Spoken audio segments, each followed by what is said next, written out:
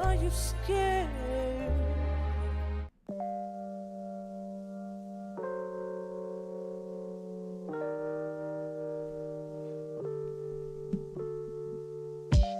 I've been patient, can't believe you've been dying next to me.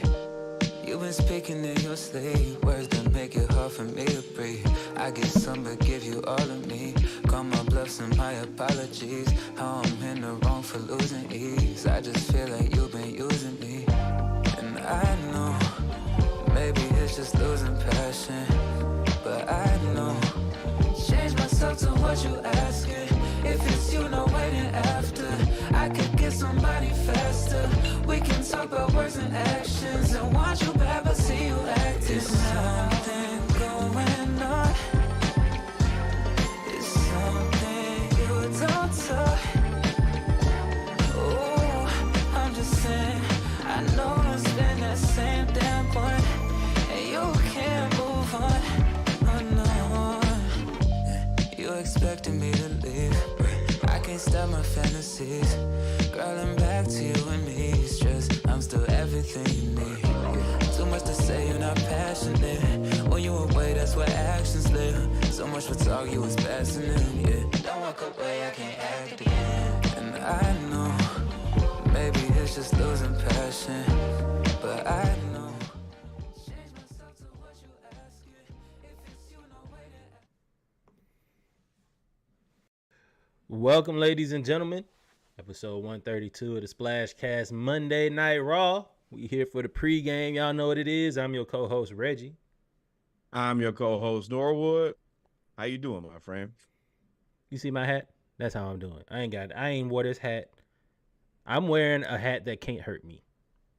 The Falcons can hurt me. I don't even wear Georgia right now just because it's basically the off season at this point. Don't nobody nobody care about the Orange Bowl. They talking about Florida State gonna boycott.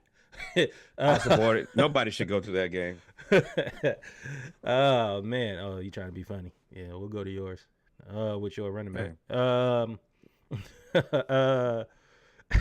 And then the Hawks out here. Now the Hawks do look good right now. I ain't gonna lie to you, but they playing the Nuggets. They've had a rough stretch, but they playing the Nuggets right now. So I hope they can hold this lead. Aaron Gordon is a problem to play without Jalen Johnson. I can tell you that. Very much so. We really need him to neutralize him. But the offense is offense, and we shall see. But how we doing today, people? Welcome to the SplashCast. Welcome to the pregame. Vibes is here. And the money is funny. The money, it ain't funny. Yeah, it is. Yeah, it ain't funny. We know what it is. This is funny business. And as soon as I saw this, I immediately, the only thing, first of all, shout out to AJ, putting the information in the group talking about $10 million a year, whatever it was, or $2 million a year, excuse me. I was confused. I had no clue. Then I start looking, and nope, it's legit. And I know you guys are wondering what I'm talking about, what I'm sure you've already seen because it's probably come to your phone a million times. Yeah, Shohei got this money. So Shohei Ohtani got $700 million. Yes, $700 million over 10 years to sign with the Dodgers. Of course, after taxes, they take 34%. No, they take more than that. He's making $360 million after taxes. Yeah, it's about half. They just get half of that, which is wild. I ain't even gonna get into the soapbox of you paying an athlete $700 million, and there's so you're really paying an athlete and a half. So let's be fair about that. We paying to erase Babe Ruth. Every place that Babe Ruth exists in history, erase it today. Babe Ruth ain't never made $700 million. How about that? No athlete. Well, I guess LeBron. Well, no athlete under one contract. No, this is the richest North American sport contract ever. So yeah, erase Babe Ruth. Hold on. Oh, no. We're not gonna skip past that. Who's paying North American contract? What's the richest sports contract of all time? Oh no, you know them boys over there with that public wealth fund. Them old boys is throwing it up now. I think yeah. Oh yeah, we did talk about what's his name though. Yeah, Let me hit the screen real quick. There we go. Them oil boys. But yeah, so Shohei got money. 700 mil over 10 years, and it said that the Dodgers are in on the number one pitching prospect from Japan as well, and they want to pay him 200 or something million. So they're about to go $1 billion in for 2 players. But as Norwood said before, shout out to the world. AJ put in a group. Shohei is deferring $680 million, and it will be paid out without interest from 2034 to 2043. So I have so many different things here. Number one, even if you're not paying any interest on it, $680 million in 10 years is worth more than it is right now. But the other part about this is depends on inflation. Also, the point is they get to recoup the money. They don't have to pay for him until they've made the money back already. They said that they think between ticket sales and sponsorship, they're going to make 25% of this back in 2 weeks. That's crazy. And then it's just annuitizing like $70 million a year. So it's still a lot of money, but it's also not. And this is. So you had a lot I don't have to pay you until the deal is up. Yeah. This sounds like good jugging to me. Like this is the legal jug. This is pharmaceutical sales. This is what it is. So why did he see? We're not doing things right over here. That's the reason when the things go left, we're not gonna be prepared. This man came over here to this country and created a whole new type of contract. Nobody ever did it. Also, it must be nice to not need your $700 million. Hey, dog, I'll let you hold it. I'll get it from you later. I don't even need it right now. I make enough money and everything else that I just take $2 million from you. He's basically making himself. He has built in. If you think about it, he has made the Dodgers a bank. They're a bank. Yeah. You are holding my money, and he's basically he's paying taxes right now. The $2 million he's gonna make a year is just to pay the taxes to live in LA or in California, wherever he wants to live. Because then you still have advertisement money, and he still got, y'all forgot, he ain't start here. He started in Japan. So he still got money from over there. Money. Your money's no good here. How about that? Man. And I just don't understand how this doesn't end up being a Bobby Bonilla deal. Somehow I feel like there's going to be like a rabbit that jumps out of the hat, and then we're going to see him get paid some type of ungodly check at the end, and it's just not going to be something the Dodgers should have done somehow. I don't know. Well, the only reason the Bobby Bonilla contract is bad is because they ain't win. If they got an all-star team over there, and if they win 5 championships in 10 years, you gonna be like, hey, it was worth it. It was worth it. Is there a chance that he's Deshaun Watson? No. Shohei? You think he's Deshaun Watson? No, but I feel like that's a conversation we should still be like. I don't believe. I feel like that conversation is born out of hate. Nah, I'm not. I do. No, I'm not. I don't hate on Showtime for sure. Showtime. The Dodgers. No, I don't really hate. You know how I feel. If it's not the Yankees, I don't really hate them. I don't have hate for the Dodgers, and we were never paying it. So congratulations. Yeah, we knew the Braves. That was all fun and games. Listen, when they said 700, I was like, that's 600 more than we was probably gonna offer. Yeah, any team that was gonna pay it is gonna be a team that I don't like, but the Yankees are the only team that I don't hate. Now they do say that the Blue Jays was gonna spend close to that, which is crazy. Well, the Blue Jays just didn't. They don't have nobody else if they do that. And the Yankees, I think, were in. Of course, we all know they were in. All of them were in on Shohei, and they got a consolation prize now. It ain't like they just struck out in free agency. They went and signed Juan Soto to go with Aaron Judge and Giancarlo Stanton. Like that ain't. Yeah, but we saw Aaron Soto with Juan Soto. with your boy Tatis, and who else do they have? They got one more over there, but I mean, and the Yankees, they already got everybody else anyway. That don't mean you're gonna win. That don't mean. I mean, they between them and the Mets, you can spend a lot of money and still be sorry as hell. I mean, the Dodgers got to be the outright favorite to win the NL now because of all of that. They got to be. You can't make this sign. You don't sign a $700 million player and you're not the favorite. I don't care about that. I mean, they weren't better than. I don't think the Showtime makes him better than the Braves. Sorry, especially not this year because all he is a hitter. He's a designated hitter. I don't think that you could add any designated hitter to a team, and then suddenly that they're better than the Braves. Nah, disagree there. Yeah. I'm sorry, dog. Shohei, didn't he leave? You saying adding Shohei isn't gonna make them better than the Braves? He led the league on home runs before he was leading the league on home runs before he got hurt. That's also a portion that I would assume is somewhat into consideration. I don't think he can play every game, so no, I'm not. I think that he's an excellent addition, but I don't think that I don't consider the Dodgers better than the Braves, and you can, but I feel strongly about us being better than them. Mookie Betts, Freddie Freeman, Shohei Ohtani. I forgot the other people's names, but those are the big three. Is it Bellinger or did they trade him? I think it's Bellinger. They've got a few. They got a nice little lineup over there. All right, Ronnie, Matt Olson, Sean Murphy, Ozzie Albies. Oh yeah, throw Austin Mike Riley. Harris in there just because. You skipped all over. Spencer I don't. Strider. You must not like Austin Riley because you skip right over him every single time.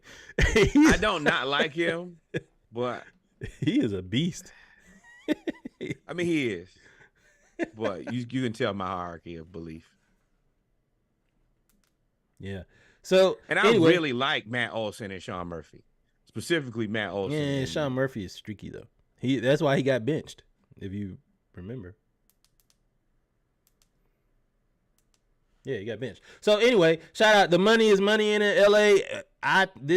You said you thought this reminds me of the Nets and Kirilenko deal.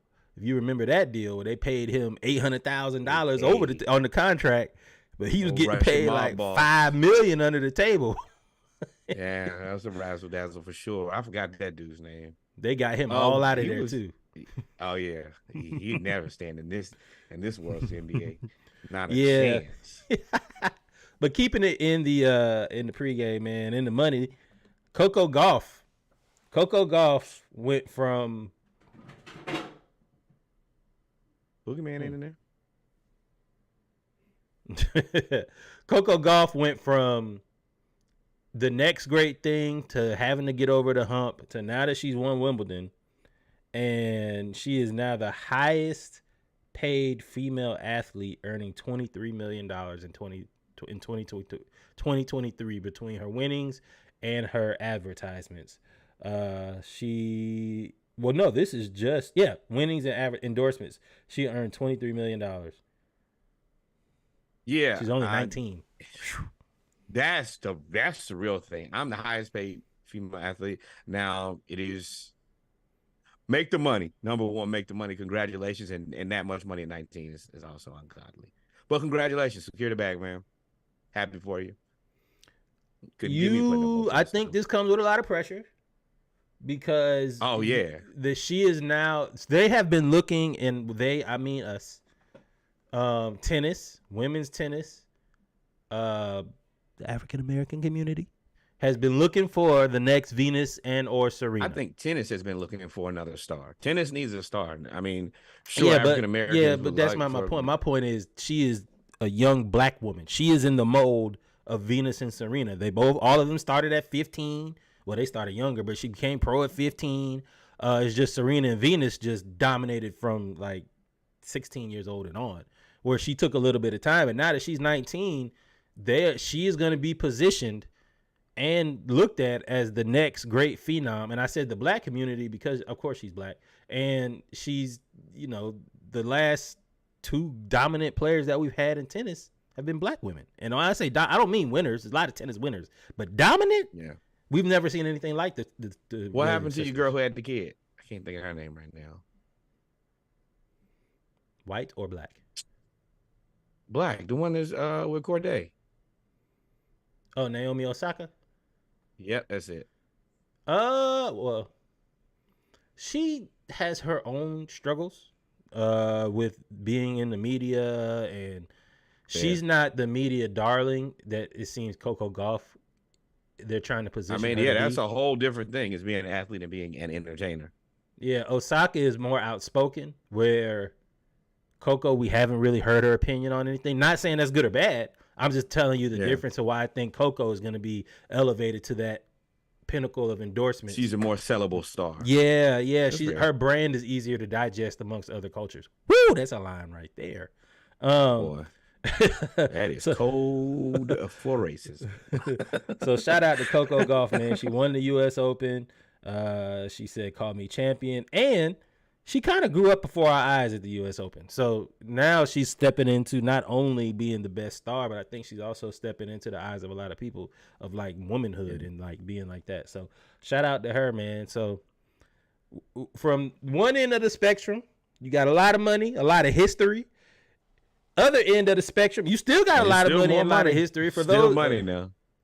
Oh yeah, and Kev said, shout out to the world. Kev said Naomi's coming back next year, which would be fun. Oh, you're right. That would be fun. You're right. But let's get the Jug season. The other end, former Jaguars employee, and for those we don't have the headline all the way there, but former Jaguar employee is accused of stealing $22 million. He was the manager of financial planning and analysis. Wow. And allegedly exploited the team's virtual credit card program to purchase. Get this. He purchased on a credit card. Swipe. Big condo. Swipe. I love it. A Tesla Model 3, a Nissan pickup truck, and a $95,000 watch.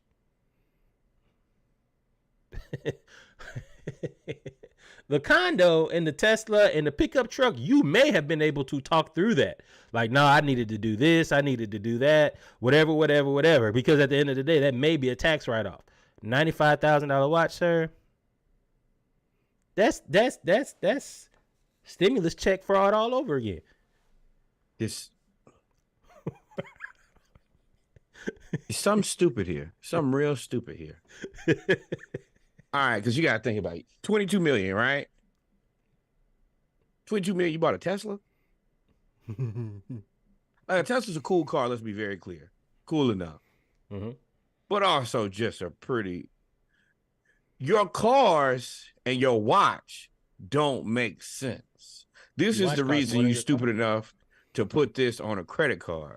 Because what? Tesla, even one of the expensive ones, probably run you maybe 70, 80, 90 tops if you get it fitted. Nissan truck, cap out right around probably 70, 80 too. You bought a $95,000 car, you driving in a $70,000. I mean, you bought a $95,000 watch and you got a $70,000 car? I'm okay with that. You being discreet about the $70,000 car. You could, like I said, you could talk that up. The $95,000 watch just at that point. You're not being. That's the Frank Lucas fur coat. What are you talking about? You know what this means to me? If he's this smart to be able to steal, because to be able to steal $22 million, to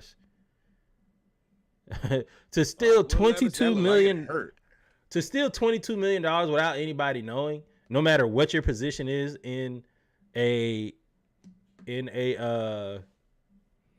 organization, if you buy a $95,000 watch, that means you've already hidden 17, 10, 12, 13. They never gonna see that money back from him. He'll do his time. Whatever. Or he'll never find him, one or the other. No, I was gonna say he might be cool. I was gonna say the watch is an appreciating asset, honestly. So maybe it's a solid investment. But if you bought that watch, they're gonna get that watch back from you. They're gonna get that watch back. Yeah, that you ain't making that watch disappear. That watch comes with all the tracking information in the world. You probably have. I mean, I would assume that you would have to have it insured and appraised. Yeah, that ain't that. You got to take that back to them. But that's what you get for being stupid. But we gonna follow this though because I want to see how much time he get. From your job. Well, no. But I'm interested to see how much time he get. Because if he get 5 years, he work? You imagine if you wasn't working hard and you stole $22 million, and you only get just shamming, and you get what 5 years? What if he gets 5 years? 5 years. Let's say he gets 5 years, right? All I got is a $17 billion. If they don't get the money back, he'd be like, the money's gone, and they give him, 5 years for stealing $22 million. They get the watch back and the Tesla and the truck and the condo, which is all valued at probably $1 million. So let's say they get, and he goes to jail for $20 million that he made disappear. He gets 5 years. That's 4 years. That's 4 years, $5 million a year. Now you're in the streets like Claude and Ray when they broke out. Boy, I'm going to tell you. Sound like, hey, man. Sound like an investment. Joke season, baby. Y'all know what time it is, man. Yeah, sometimes you gotta get how you live. Sometimes that's what you gotta do, boy. Will Levis look like is coming back down to earth, and yes, Sneaky, that pick six was awful. But let's move on, man. Let's move on to some history. 15-year-old prodigy from Texas makes history as the youngest African-American junior golf champion. Shyla Brown, 15 from McKinney, Texas, is making history as the youngest African-American junior golf champion selected to compete in the prestigious Southwest Airlines Showcase at Cedar Crest. She's been playing since she was 8 and has been an avid golfer, and now she's the top-ranked junior golfer. Moreover, she has secured a spot in the 2023 American Junior Golf All-Star team, making her the second African-American to achieve this distinction. So shout out to Miss Shyla Brown. I have a different take. Y'all should stop letting black people do stuff. Because every time black people do stuff, they be just the best. How you 15 years old, prodigy, Coco Golf, the highest paid tennis player ever. It's some Russians got to be mad. They've been playing golf since they was walked out of the womb. Coco got that. Now y'all done let black people play quarterback. All of the quarterback. now you gotta be Drake May in this world. You gotta be Mac Jones or Daniel Jones or Zachary Taylor Thomas Jones. Yeah. Don't let black people do stuff because they just steal it and never give it back. Hey man, I'm happy for it. Do your thing. And we would have got away with it if not for those meddling black children. Yeah, man. So that's pretty dope, man. I'm happy for her. Applause to her. And then moving on, there is also the first black coach to ever win a Major League Soccer championship. I tell y'all, don't let them do nothing. Wilfred Nancy, who has ties to Senegal, France, Cape Verde, and Guadeloupe, made history as the first black head coach to lead his team to an MLS Cup, North America's most coveted soccer prize. The Afro Ballers are dominating in all leagues. The Afro Ballers. Y'all. If we gonna be black, let's be blackety black. Let's do not let them do stuff, because then they're gonna take y'all stuff. Then y'all gonna have to get them tiki torches out, and y'all be right this time, because the white quarterbacks of the world are falling off day by day. Y'all gonna pay for this. You starting to go get a lot of white athletes. Man. Starting to get a lot of white athletes. Hey, I'm gonna tell you right now. But shout out to Daniels, Michael Penix Jr., Caleb Williams. Boy, it's a new dawn. It's a new day. They said all that's left is pickleball. Wilfred Nancy, but Wilfred Nancy, shout out to him, man. Applause to him and Shyla Brown as well, man, because the fact that they pulled this off is pretty dope. So this is congratulations. All jokes aside, I mean, the MLS ain't been around that long. Let's be real here. And for us to get a champion, congratulations. And go ahead, give him one of them other jobs then. I want everybody to get the Dion treatment now. Make him the coach of Arsenal. Send him right to the front. Here we get all black people the Dion treatment going forward. I think that he should be able to Real Madrid. I'm gonna start naming out things that people know that I think, yeah, give him that job. Sneaky said they stole our history anyway. This just reclamation. Fair enough. Hey man, swap ain't a swindle. Have you seen on ESPN Ocho, the Power Slap Network? Yeah, I have. I sure have y'all seen where there's a whole sport where they just slap the hell out of each other? You know why I love that sport? Because it makes me want to go to work every day. Well, I do not want to have to earn my money like this. Bruh, somebody slap your brain out? No. And I get this. Let's watch this real quick. And for those that's listening, we are watching somebody slapping the power slap competition.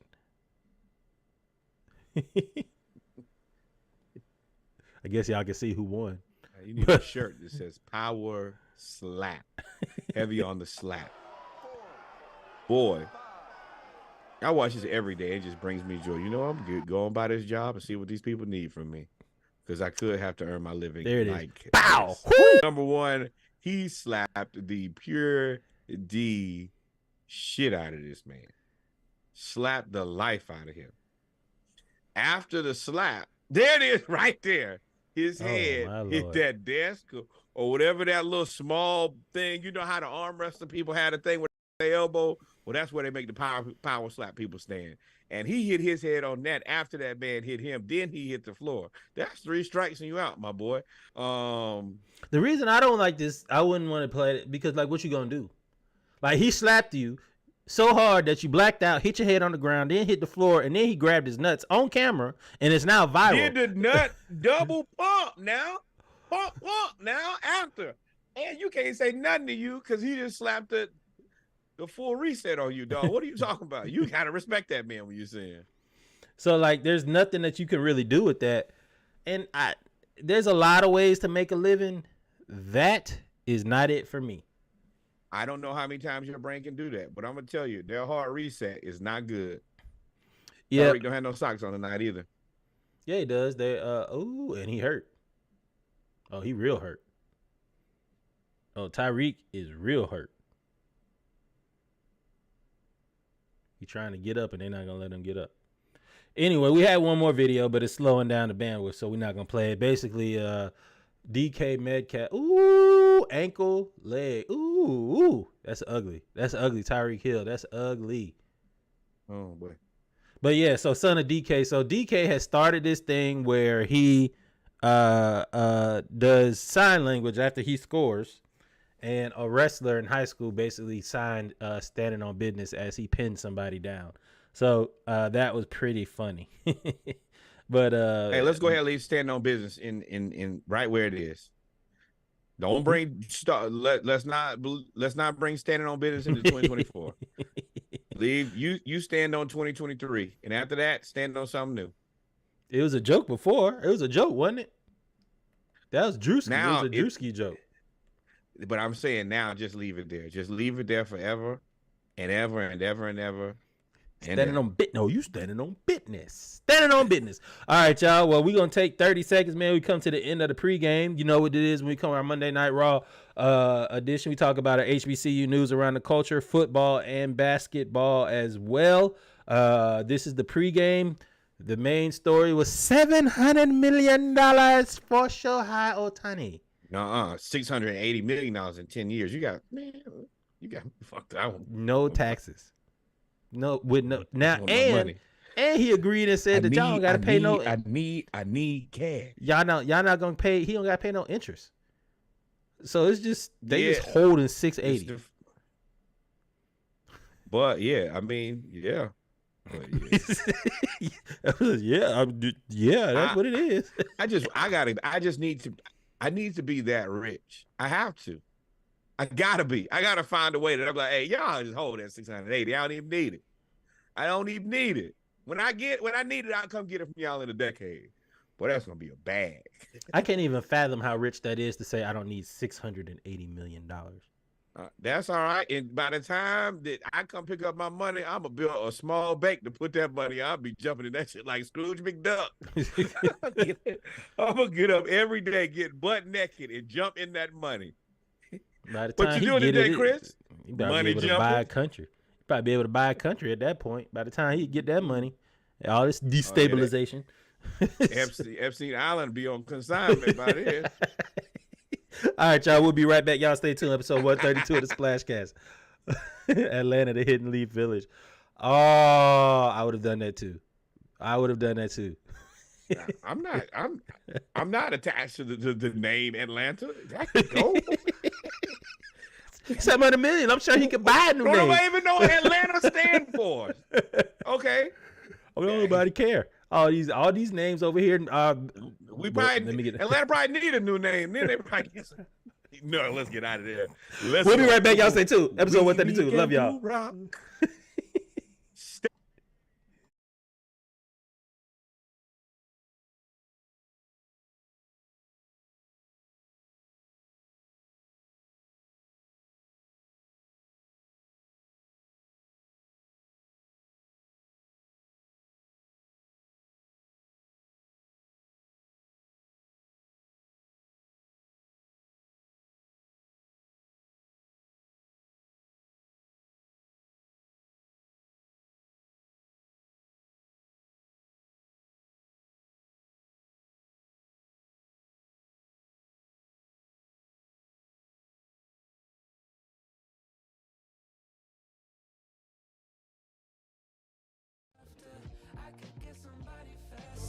We can talk about words and actions and watch you back but see you act. There's something going on. It's something you don't talk. Oh, I'm just saying, I know it's been that same damn point, and you can't move on. Oh no, there's something going on. It's something you don't talk. I'm just saying, I know it's been that same damn point, and you can't move on. Oh no.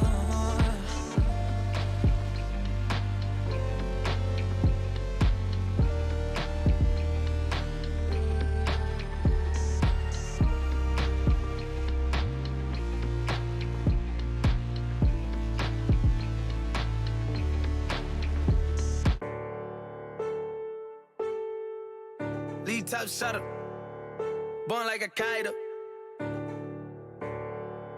Finale, finito.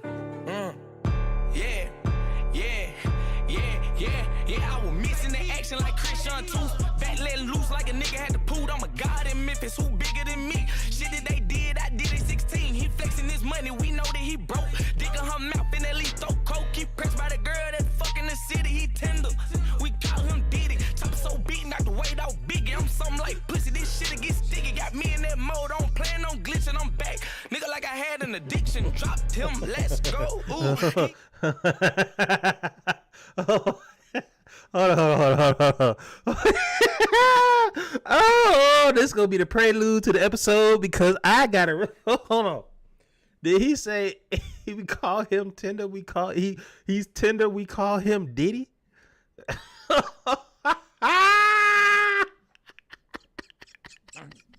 I mean, this is another one of Shot of Flows. If you listen to him, this is like this is one of his what's the name? You know how certain people have their joint that they come back to, like Drake when he put timestamps on his stuff.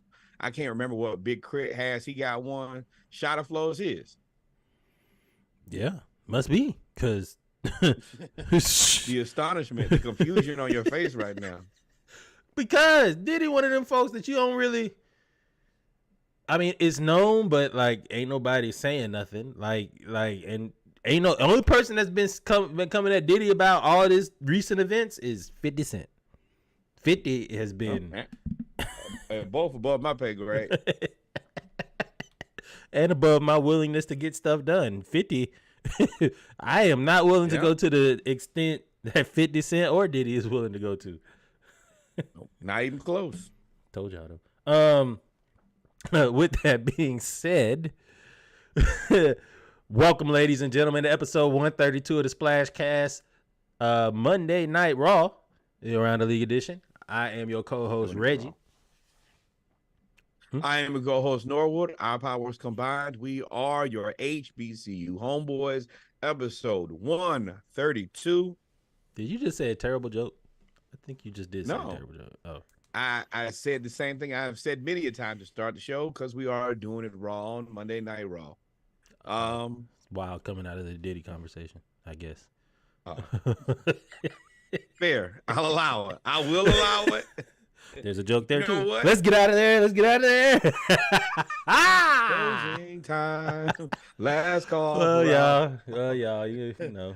Homecoming not. leaderboard, man. Homecoming leaderboard. Let's stay on the up and up. Let's stay on the right side of things, and let's stay away from dangerous people. Okay. Let's focus. We still trying to get these endorsements. So, ladies and gentlemen, y'all know what it is when it comes to episode 132 of the SplashCast. We do our HBCU news around the culture, our football news around the league, and our basketball news around the league. And this is an awful, as well as we do Monday Night Football reactions, as well as Hawks basketball when they're playing.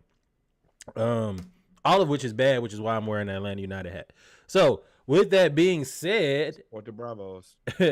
let's get straight to the HBCU news around the culture segment, where we got a few things we're going to talk about today. First off, HBCU homecoming leaderboard that was published 4 days ago by HBCU Buzz, one of the prominent HBCU social media accounts on the internet. Basically has HBCU homecoming leaderboard for 2023, ranking who had the best homecoming in 2023 so far. The poll ends on December 15th, so you can go vote. I'm not gonna lie to you, North Carolina Central is 1, and they have been coming back full force since the pandemic. Hampton University is number 2. South Carolina State is number 3. North Carolina A&T, of course, is always going to be in the top 5 no matter what year. Alabama A&M, Norfolk State, FAMU, Alabama State, Morehouse, and Tuskegee round out the top 10, which I'm surprised to hear about. But this is pretty dope, man. It has been kind of crazy when it comes to homecoming, especially since the pandemic. Yes. Central quietly has been a leader of homecomings. And that's one of my super frustrations with all of this is North Carolina A&T has branded themselves very well. Greatest homecoming on earth. Cool story. But I think they Central did for a has while, been but Central has been just as good. And you see right there at number 2, AHU, we spent some money this year. We're doing things differently. And yeah, our homecoming has gone into a whole nother realm. And prepare yourselves for next year. And don't call me and tell me you coming to the homecoming. Book your hotel, book your travel. Hampton has quietly kept improved homecoming every year for the last 5 years. Spent that money. They added the strawberry banks on the water Pirates Island, where you have the drones and the lights over the water. Of course they Hampton's strong suit isn't always the latest when it comes to the concert, but things that, at least when we were there, the concert was cool. You would have maybe one good act, but this year they always get a lot of interactive acts for the concert. And then of course you still have the bazaar and the tailgate the Greeks always show out. I think the Kappa's got the 2-story tailgate. The Q's got so much food. And the Alphas have a whole bunch of stuff going on too. Sigmas too, Blue Juice. Shout out to Nick. So Hampton has been kind of crazy. South Carolina State, I'm surprised to see at number 3. Just because I know all of the things that school has gone through. But for them to be at number 3, that is impressive. And of course, A&T is always going to be number 4 in the top 5. I'm surprised Howard isn't up there though. That's the one that surprised me. Howard's another trick bag to me because you lean a lot into the city of DC for your homecoming. Why would you not? That's like Morehouse not leaning into Atlanta. That's an unfair advantage, I think, to like a few schools. No, it's not. Howard, Morehouse, and Spelman. That's really it. Even TSU, they don't really lean into Houston for their homecoming. They know that their homecoming going to do what it's going to do. They don't need. I feel like Howard is the biggest leaner. I feel like if you really look at the majority of people at Howard homecoming, it'd be locals. I don't see a problem with that. I remember when we were in school, they bought out U Street, and you just go to you pay $100 and go to whatever bar club you want to go to. Like if you're gonna be in the city, be in the city. Do it. Why not? I feel it is what it is. I feel like that gives an unfair advantage. You could say that for other schools. And in the country. I also don't think that the vibe is the same. Like I've been to a lot of these homecomings. Yeah, but even if you're that's like saying you're in the country, so you don't have no rules, so you can do whatever you want. Like, I mean, you can find an advantage for whatever you want to do.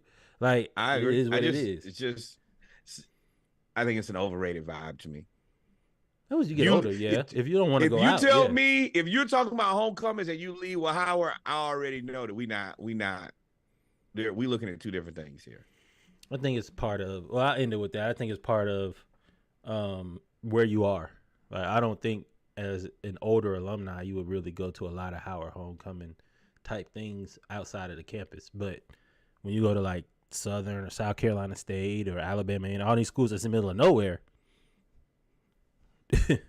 you'll have fun. And I'm there for the weekend. I mean, even Spelman, Morehouse. Like, I feel like they do lean into Atlanta, but less than Howard. Like, you're still going out there and you're getting mostly alum. Man, that's Howard true. Howard had people climbing the fence. Maybe they do deserve a spot. It was fun. I think you just hate. But anyways, to stay on Howard University swim team to partner with the movie Aquaman. As you know, Howard gained a lot of notoriety nationally for being one of the first black swim programs, HBCU swim programs in the nation. So now they're partnering and using their name and brand to partner with Aquaman in the new movie, which is out. So they will be getting what? Royalties and money, similar to what Tennessee State did when they got their Grammy. Or they get Grammy, yeah. Hey, whatever it is where you can get with these Marvel people making that Marvel money, then you make that happen, man. Y'all know I don't really support Howard like that, but hey, can't hate on the money. Secure the bag at all costs. Yeah, it's DC though, but I understand what you're saying. Shout out to the nerds. But yeah, man, that's pretty dope, man. So shout out to Howard. All right, got past the cool stuff. Right back to football and basketball. SWAC, MEAC, and other schools. This is SIAC 2. The hottest name in coaching has been Chennis Berry. He has been at Benedict. They've won 2 SIAC championships in a row. They've been undefeated during the regular season for 2 years in a row. They made the playoffs for 2 years in a row. They ranked as high as number 7 in the nation, I believe, or might be 5.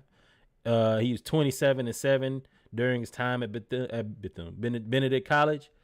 We have been calling for him to go somewhere, and it looks like South Carolina State put the bid in, and they are expected to hire Chennis Berry as their next coach to replace Buddy Pugh. Shout out to Chennis Berry. Confirm this. I haven't. I went to their web. I went to South Carolina State's website. Nothing quite updated, but I think at this point it is pretty much confirmed, if not 100%. I want you to know your opinion on how you feel about Southern letting this get away. I don't know if Southern would have been able to. South Carolina State had all the leverage. He's an hour away. Orangeburg is 40 miles away from Columbia. It's a much easier move. If he has to move, I mean, he will. I mean, because they're going to give you a house on campus. South Carolina State already has a tradition. Buddy Pugh advocated for him. Apparently, went to the board and said, "Hire this dude." And they got the money. I'm picking my successor. Nah, it's that simple. I'm gonna pick him. Y'all done trusted me for how long? Okay, then I'll be the guy picking. So in what I see in the comments that has me thinking this is one of the best moves in college football, is you have former players from other schools, Southern University, Howard University, Benedict as well, saying he recruited me when he was at Howard. South Carolina State got one. This is a great hire, and that's all you see, and this is how you know it's a great hire. How did the SWAC let this guy slip through their hands? Mind you, he was at Southern. He was offensive coordinator when they were winning the SWAC. So, and they wouldn't, they hired the other coach, and they didn't hire him, and history. But I'm excited for it. We adjacent to South Carolina State anyway. Then your mama go there, my grandmama taught there, my dad grew up there. Absolutely. So I'm happy for them. Definitely, that's a good alumni group. That's a well-storied school. And I mean, you look at a guy who's young, who's good, who could be there for a long time. It was an excellent hire. And, me and you've been tracking this since we kind of suspected that he was going to move from Benedict. And hopefully he leaves Benedict intact so that they can continue to grow that program and leave them in a good place as well. But congratulations. Yeah, my final point on this is I really do think that the MEAC, if they play this correctly, because there are only, 6 teams, right, in the MEAC? Yep. If they play this correctly, you have a chance to rebuild the MEAC. I already said that I want Howard and North Carolina, especially A&T. I want Hampton and North Carolina A&T to come back to the MEAC.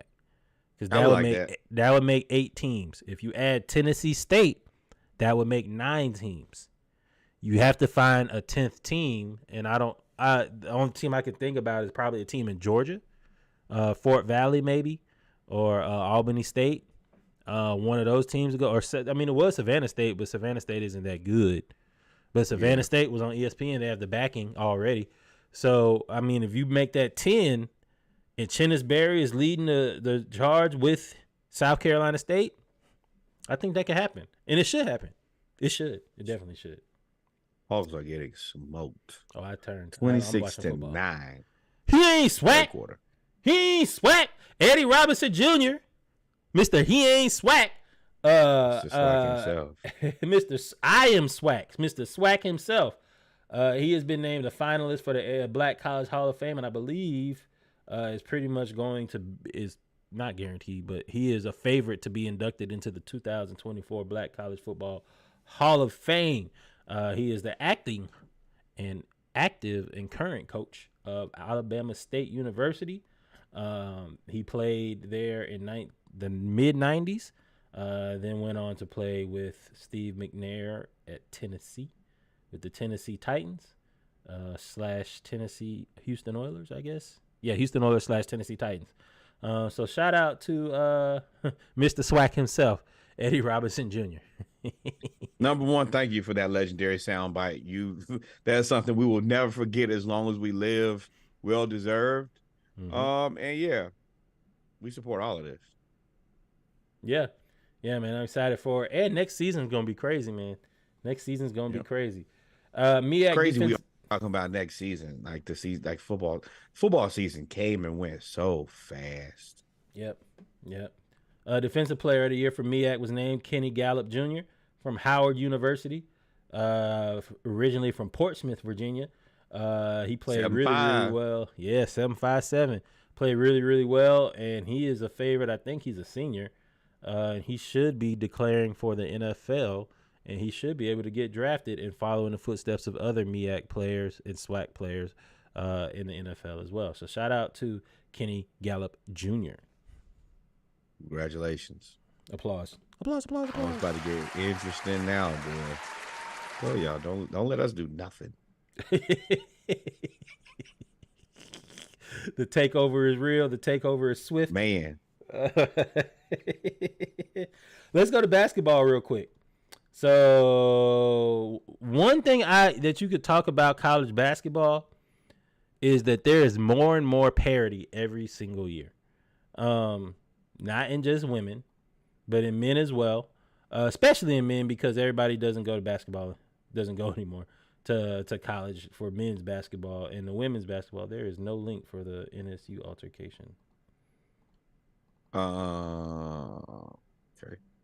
But yeah, for me in that situation, being now that you have a situation where, you have so many more one and dones and power fives, they don't have the opportunity to have the continuity. So you have these teams, if you're not power five, well, yeah, you're going to play basketball as a sophomore. You're going to play basketball as a junior. You might play basketball as a senior. So you just have people who are more tenured. The younger players may be better, but the experience, is extremely valuable. So you have these type of upsets more continuously. Yeah. You've had a few. Give me 1 second. I'm going to put this link in there better than it is now. Because we got to show that Norfolk State thing, because if you do what he did, if you do what some of these fans out here be talking. Let some people get whooped, man. I'm a firm believer that every now and then you need to see somebody get whooped real good. So, hey, I probably shouldn't do that. I think that they should show the malice in the palace before every game. So you have a firm understanding of what these people can do to you if they really put hands and feet on you.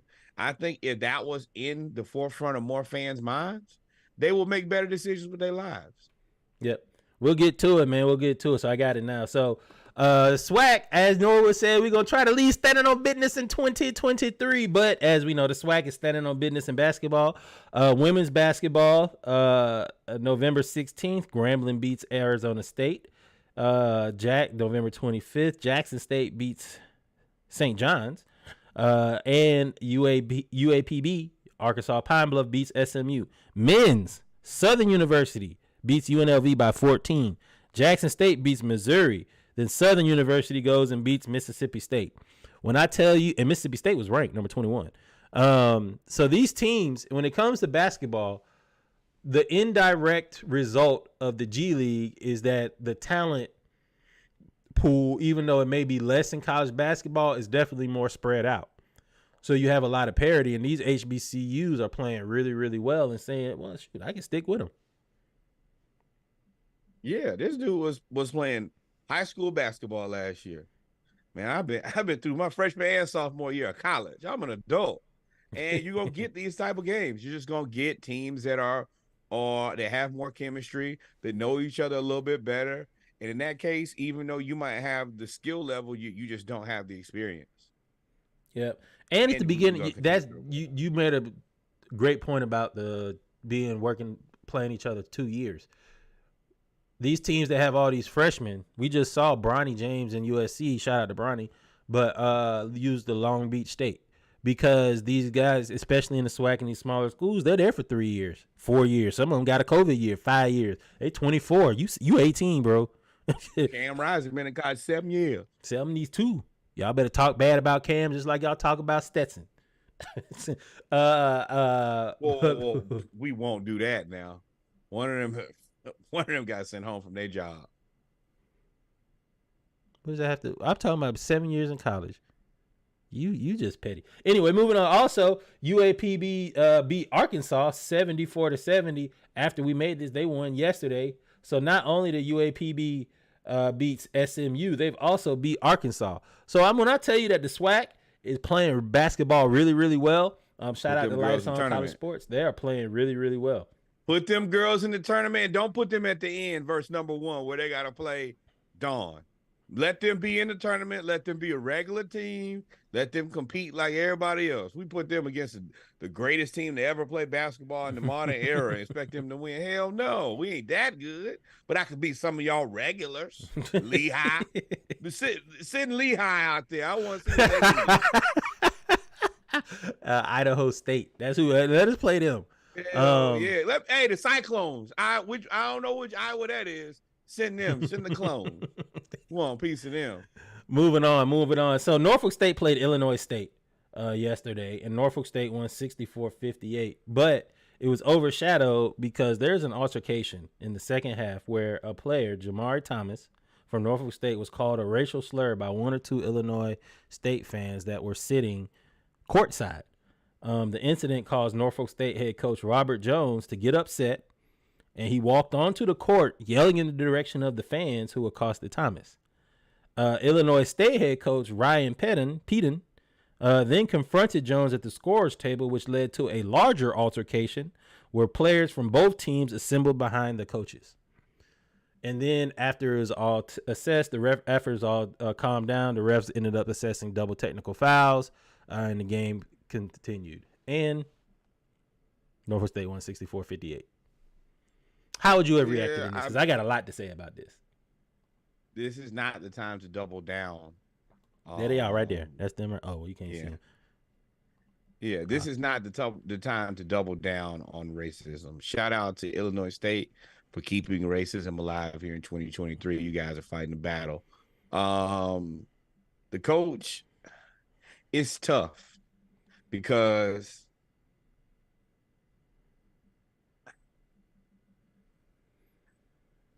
I don't know. Keep going. Yeah, No, I was just playing in the background. You're just wrong. Yeah, I would assume that he would have to know what the coach heard and what was going on. And you can't stand up and you'd have to agree with him, I would assume. I mean, all them black players you got on your team. That's one of my points. It's wild that y'all calling the other teams racial slurs and you got black players on your team. That's wild. That's wild. We just saw that with who was that on the sideline? Was that LSU doing that on the sideline? Or Texas? It was Texas talking about LSU players, and I'm like, bro, look at your team. This is always super confusing to me. I will also understand that it is something that I won't ever be able to understand. And yeah, if it's time to fight, then sometimes you just have to slap people. So I love this, how Norfolk State's coach reacted, Robert Jones. You are telling mothers, fathers, husbands, wives, parents, sons, daughters, uncles, nieces, nephews, that you are going to look after their child. You will not let anything happen to their child as they go from being a adolescent to an adult. Those are normally the formative years where you learn how to be a grown-up as well as play sports. You are going to look out for them. So for him to react the way he did and walk across the court and ready to confront it, is that probably the best thing you could do competitive wise? No, because it slowed the game down, etc. But at that point, when you call me that, ain't no competitive wise nothing. Or we can all speed it up. How about that? Whatever y'all want, whatever speed y'all want to play at, I want to play at the same speed and the same area and the same distance when I start. Whatever y'all want to do. But once you've taken it there at that point, I'll be your Huckleberry. Let's play this game to the end. And I like that he I hate to say it, he stood on business. Say, you know what? This is over right here. Right and now. Sometimes it's certain things you just can't stand for. And I appreciate a person willing to stand up for things you can't stand for. What I don't understand is what the other coach was so mad about. What were you mad about? Were you mad because you were losing? Were you mad because he walked onto the court and said F the game? And let me tell you something. When I watched that pit, they showed that still of the Norfolk State players behind their coach and the Illinois State players behind their coach. Illinois State, y'all ain't want them problems. They was gonna beat you. No, because he probably thought he was talking to them. Oh, now which one of us you talking to? They were gonna beat y'all down.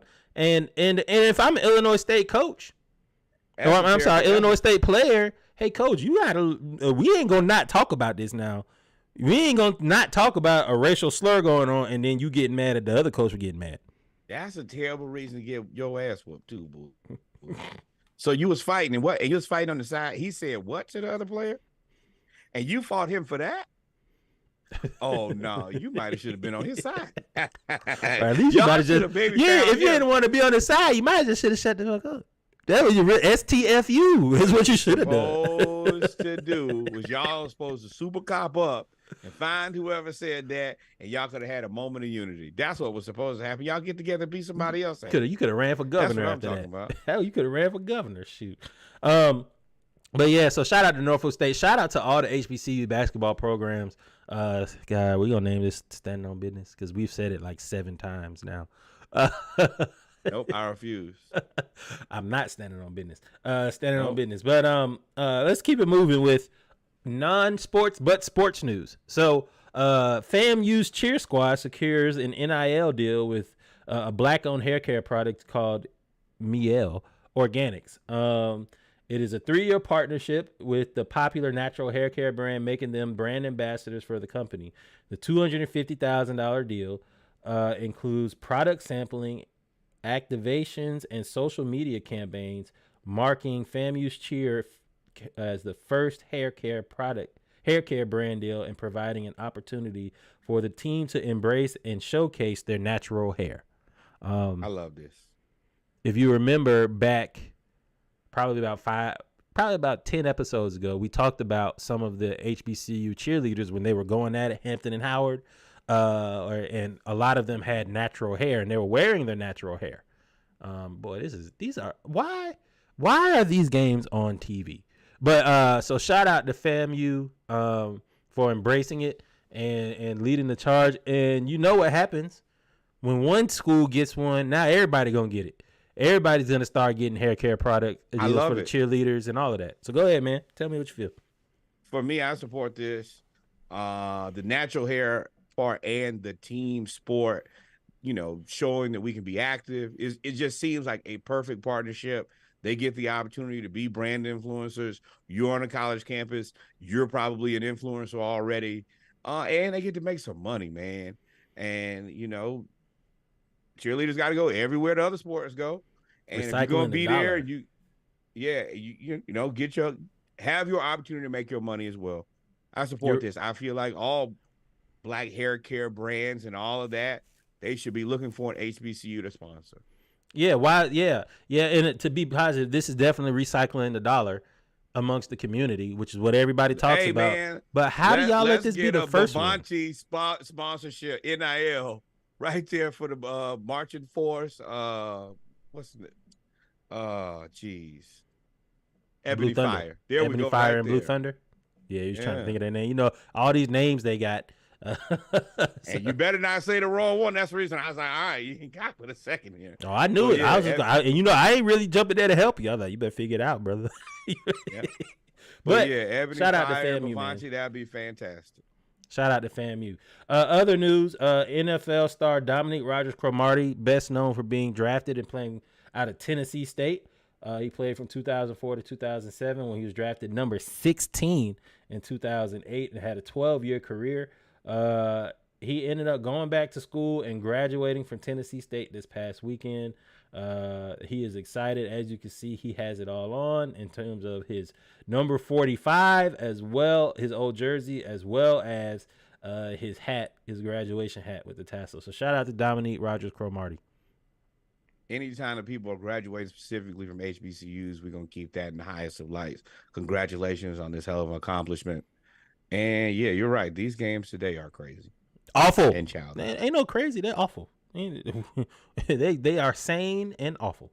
And finally, talk about HBCU graduates again this year with the most student athlete graduation success rate amongst HBCUs is Jackson State University. 89% graduation success rate from the 22-23. So they continue to graduate athletes at record rates. What happened? I don't know which game you're watching. But Trey ejected and hit the referee with the ban on the way out. You know what ban stand for. Congratulations to Jackson State. Congratulations on continuing to keep the focus on the reason that you're there as a student athlete, student first, athlete second.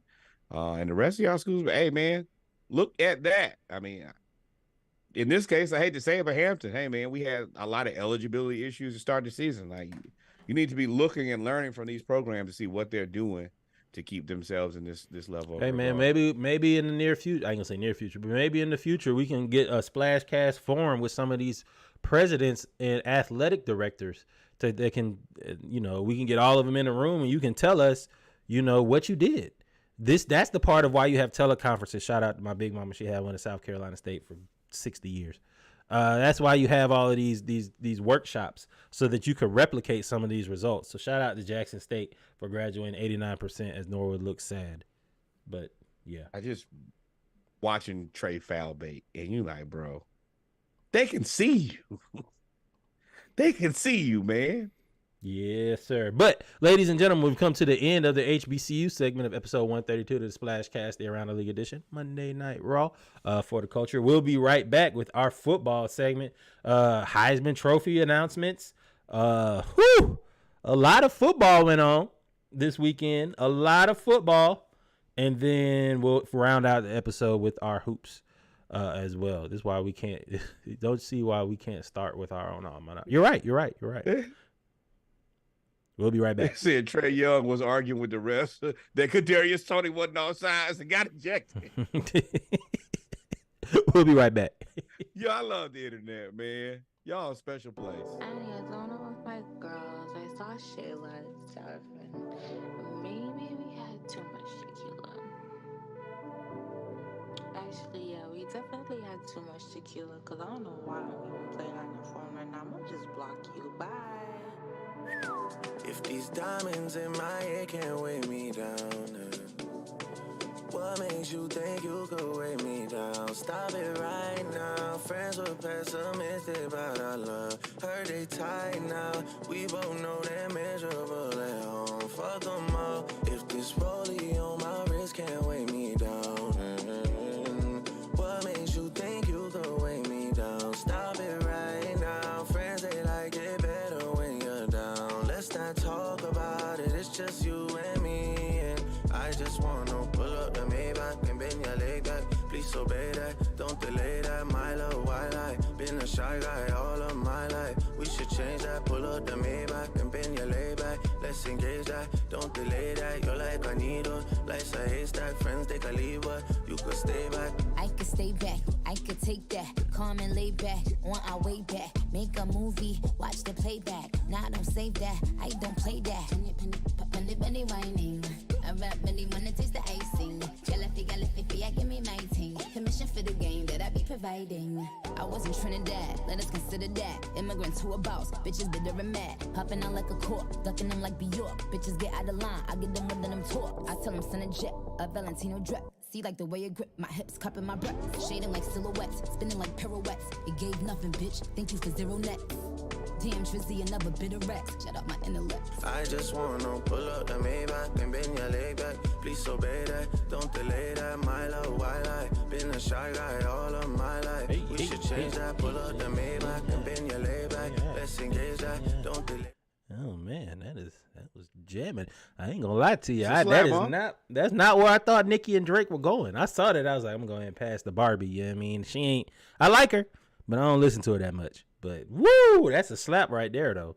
I see where you going on this 24 pack. I see where you going on this one. This is a wind down. We getting towards the end of the year. Rappers have, I guess, went home and done being gang members for the year, and they loving their families and spending time doing that. Yeah. So yeah, it's a lot more R&B. We're gonna get looks like a scissor project here to end out the year. We're gonna get this Kanye and Ty Dolla, and I'm gonna tell you right now, just like I told y'all in the group, if it's Kanye West and Ty Dolla $ign and Backstreet Boy samples, he finna make y'all hate music, cause he gonna make y'all like him again. He gonna make y'all buy Adidas again. Dog, I'm gonna tell you right now. I don't know what song Offset was playing on the stage, but that song is fire. And he got another one with Future and Ty Dolla too. I mean, I'm gonna tell you now. Y'all say what y'all want to. Y'all might not like Kanye for any of his affiliations or the things that he says, but one thing for sure, that man know a beat machine, don't he? He gonna make that slap now. It is what it is. But y'all know what it is with episode 132 of the SplashCast, Monday Night Raw, the Around the League edition. We just finished our HBCU news around the culture segment. We are now back with our football news around the league. We always start off with our NCAA football. It is officially the beginning of bowl season when they start giving out all of the awards. There were many, many awards given out. Excuse me. Offensive lineman awards, best tight end award, Biletnikoff for wide receiver, DBs, etc. Marvin Harrison Jr., Brock Bowers, Cedric Van Pran, all of those. But of course, the granddaddy of them all is the Heisman Trophy, aka the Quarterback Award, and it turns out that Jaden Daniels is the Heisman Trophy winner. Let's see if we can show Mr. Daniels a little bit more respect. Look at our quarterback. Look at our future quarterback right there. Look at that. You think it's Jaden Daniels? I'm just gonna keep saying quarterback so we get one of them. I'm a firm believer. You just got Snake. I got some more fire this week. But yeah, I'm just gonna keep speaking that into existence until one of these quarterbacks mysteriously appears. So yeah. Oh, they had to have like a meeting at Quinn. court. Yeah, they were talking. Whatever Quinn said pissed them off. Yeah, that 30, you right, Sneaky, that 36 pack gonna be fire. Cause I played 3 songs. I skipped the Marsha Ambrosius song because it was a little slow to get, but I'm gonna play that at the end though. That's the new NBA commercial song. I'm the greatest. Yeah, you're gonna hear a lot of that. But Jaden Daniels was announced as the Heisman Trophy winner. He got 503 first place votes. He won by 300 points over Michael Penix Jr., Bo Nix, Marvin Harrison Jr., and Jordan Travis. So shout out to Jaden Daniels. Not too long ago, he transferred from Arizona State to LSU, and there was a viral video that went out when he transferred of all of the players cleaning out his locker and saying, "Hey, clean his stuff out. He sucks anyway." And then funny story. He gets with a good offensive coach, story. And he wins the Heisman down there at LSU. So what does that mean? And I'm gonna talk about you for the guy that posted it. What that mean? You ain't really doing much. So that means he wasn't the one that was terrible. It might have been you. And if you don't want me, then don't talk to me. Especially sure as hell don't talk about me. But that's all right because it's very tough. My hands are full carrying this Heisman Trophy. See you later. And my bank account about to be full after being this first round draft pick. So, Jaden Daniels has played his way into being probably a top 3 or 4 quarterback in the league in the draft. I think it's Drake May. Of course, it's Caleb Williams, Michael Penix Jr. But that 4th quarterback is between him and Bo Nix. And let me tell y'all, wherever he is, he's the next iteration of quarterback. Caleb Williams, Michael Penix Jr., Jaden Daniels. Now, you get any of them other 3 trick bags, I'm going to show you to the Mitchell Trubisky's of the world. I'm going to show you the Danny Dimes of the world. I'm going to show you the Mac Jones of the world. And all of those guys we knew was trash. Before they got there, they should have already been in Ziploc. But somehow, it happened. I think Bo Nix is probably more like Will Levis. But in terms of the way the quarterback position is having to evolve in the NFL, because defensive ends are basically power forwards now, you can't have a statue type quarterback back there. And the way Jaden Daniels was playing, I don't know what speed program they got down there at LSU, but he looked way faster than he did. He was at Arizona State, and he looked fast at Arizona State, but he looked more composed. He had better athletes around, although we'll get to a graphic in a second. But he played really, really well, man. He broke all of Joe Burrow's records. When you do that, then at that point they got to give you something. And there was no really standout leader. There really was no standout leader this year, and he came on strong. Yeah, and if you really look at the stats, they say he won the Heisman like games and games ago. So yeah, it is what it is on that. I agree. I didn't know that he was that good. I didn't know that he was playing that well until Caleb Williams kind of fell off. Then they showed you Jaden Daniels' numbers, and it's like, oh, my bad. Oh, no, I wasn't familiar with your game. he was when he went for 600 and something yards in like game 2. I was like, whoo-hoo! And he had Malik Neighbors. What's interesting about this though is he transferred from Arizona State in 2021. That team under Herm Edwards had Jaden Daniels at quarterback, current Heisman, Ricky Pearsall, Florida's #1 receiver. They had Ricky Pearsall, Johnny Wilson, who just declared for the draft, a 6'7" hybrid tight end at Florida State, who's probably going to be a top 3 tight end in the draft this year. Rashad White, who now plays, we just saw him play for the Tampa Bay Buccaneers. Up close and personal. And then they had Chip Trayanum, who right now is transferred to Ohio State, who is now looking for another team. And then they had Jalen Conyers, who plays for Michigan right now as a starting wide receiver. That team that Herm Edwards had was loaded, and that dude, number 21, is asleep. Oh, my Lord. It's Herm, we're a big supporter of you, but sometimes we gotta be real too. And this is too much. You can't do this. This is what got Mac Brown fired. This is what gets everybody just fired. You can't have 11 people on the team to go to the league. I will respectfully digress. You're right. That gets everybody fired. And Will Levis, boy, you better hope somebody blocks for you or your career going to be show. Because Bradley Chubb is pissed. My back is broken. Spinal. Yeah, they could have been playing. You right, Sneaker. They could have been playing for Herm. Cam Rising announced that he's returning for his 7th season of college football in 2024. Rising was in the same class as Justin Fields, Trevor Lawrence, and Zach Wilson, who are all in the league right now. But he will be playing again. And this isn't surprising because he blew out his knee. And when he didn't come back at all, I was like, oh, they're going to he's coming back. And the NIL makes this an easy decision because he's probably going to be the highest paid Utah athlete. And they all just got trucks. They all just got trucks. I was about to say, got them trucks. You know, I drive the truck for another year for y'all. You sure right. Hey, what you be out there with the youths? Yeah, hey, man, congratulations. This is a guy who I've been following for. That boy said, congratulations on your 7th season. Yeah. I mean, this is a situation where Florida beat them 2 years ago. We started the season with them this year. They beat us this time. It's a good football team. It's a program moving on the up and up. And I like Cam Rising a lot. I like the backup too. They found a way to get good to decent quarterback play, or really whoever they roll out there.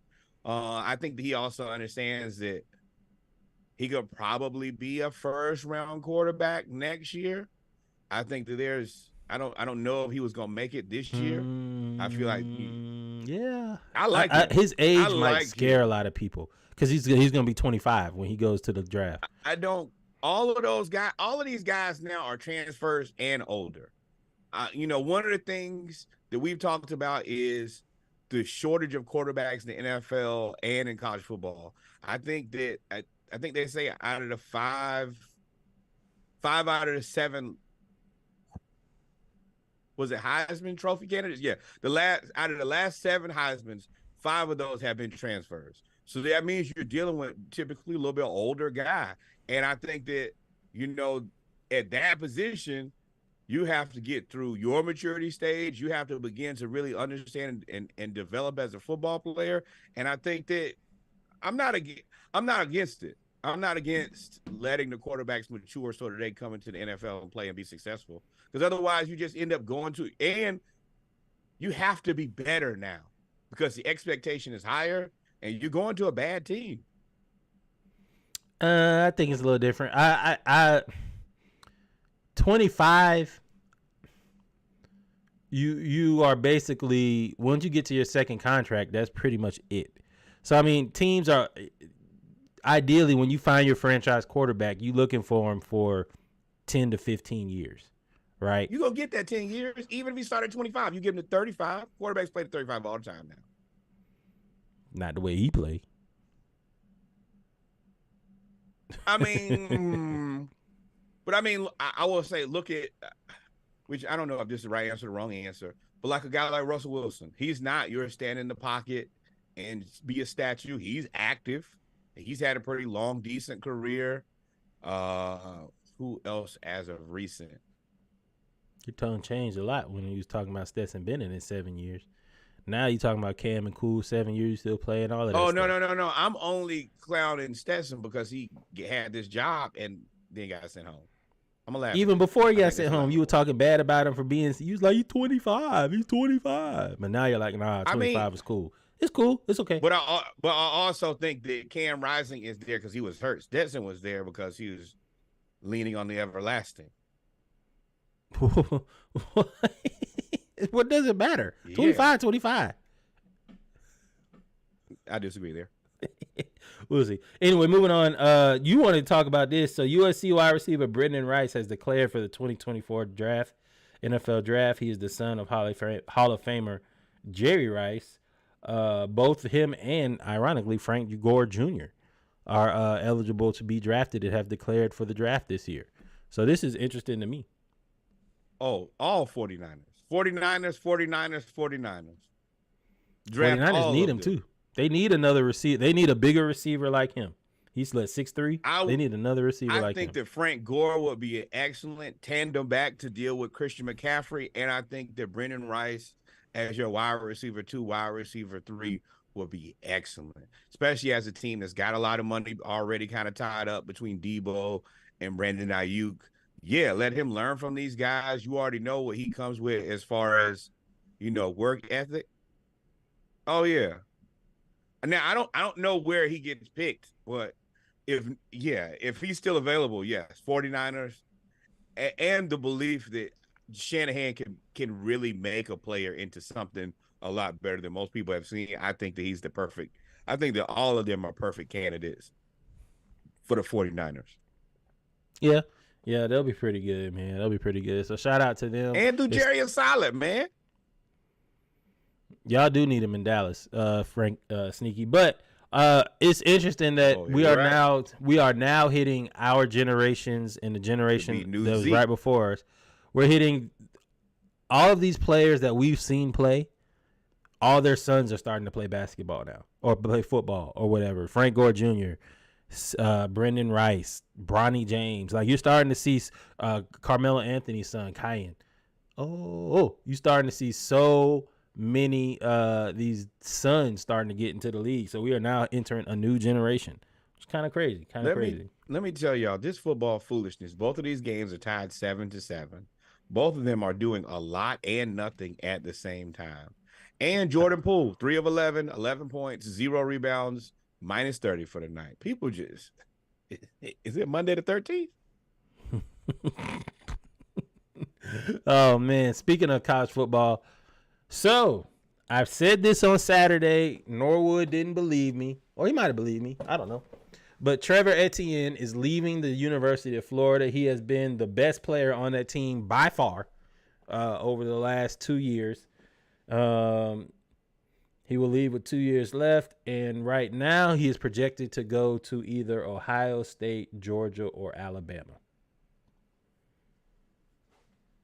I don't know what to say to that. I would be trying to get the hell away from Billy. I'm trying to actively get the hell away from Billy Napier. He just happens to be the head coach of my team, and I can't transfer. If there was a fan portal, I would be looking for it right now. There is. Zambia was good. What's up, Zambia? I'm happy and I'm sad. I think that he's a very good running back. Hell, I think that he's pro ready, to be completely honest with you. And I think he'd be an addition to anybody's running back room. But also, I would hate to see him in a Georgia uniform. That would really hurt my soul. If Georgia start picking, I want to give him all the respect in the world. That kid is a good, tough football player. The Etiennes are running backs for sure. If he goes to Georgia and Georgia starts picking out of the transfer portal, like really going in like these other teams, they gonna change the rules again.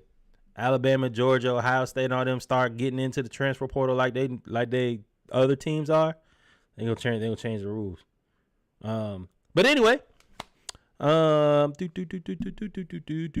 are going to now go to the NFL with we had Thursday night football. Nobody cares about that game. The Patriots upset the Steelers. I don't know what you could call an upset. But I will say that Bill Belichick finally started Bailey Zappi instead of. No, call him Taylor Zappi. He ain't got no name either. He'll be looking for a new team next year. Bro, wherever you go, they're not going to make a jersey until you get there. Don't worry about it.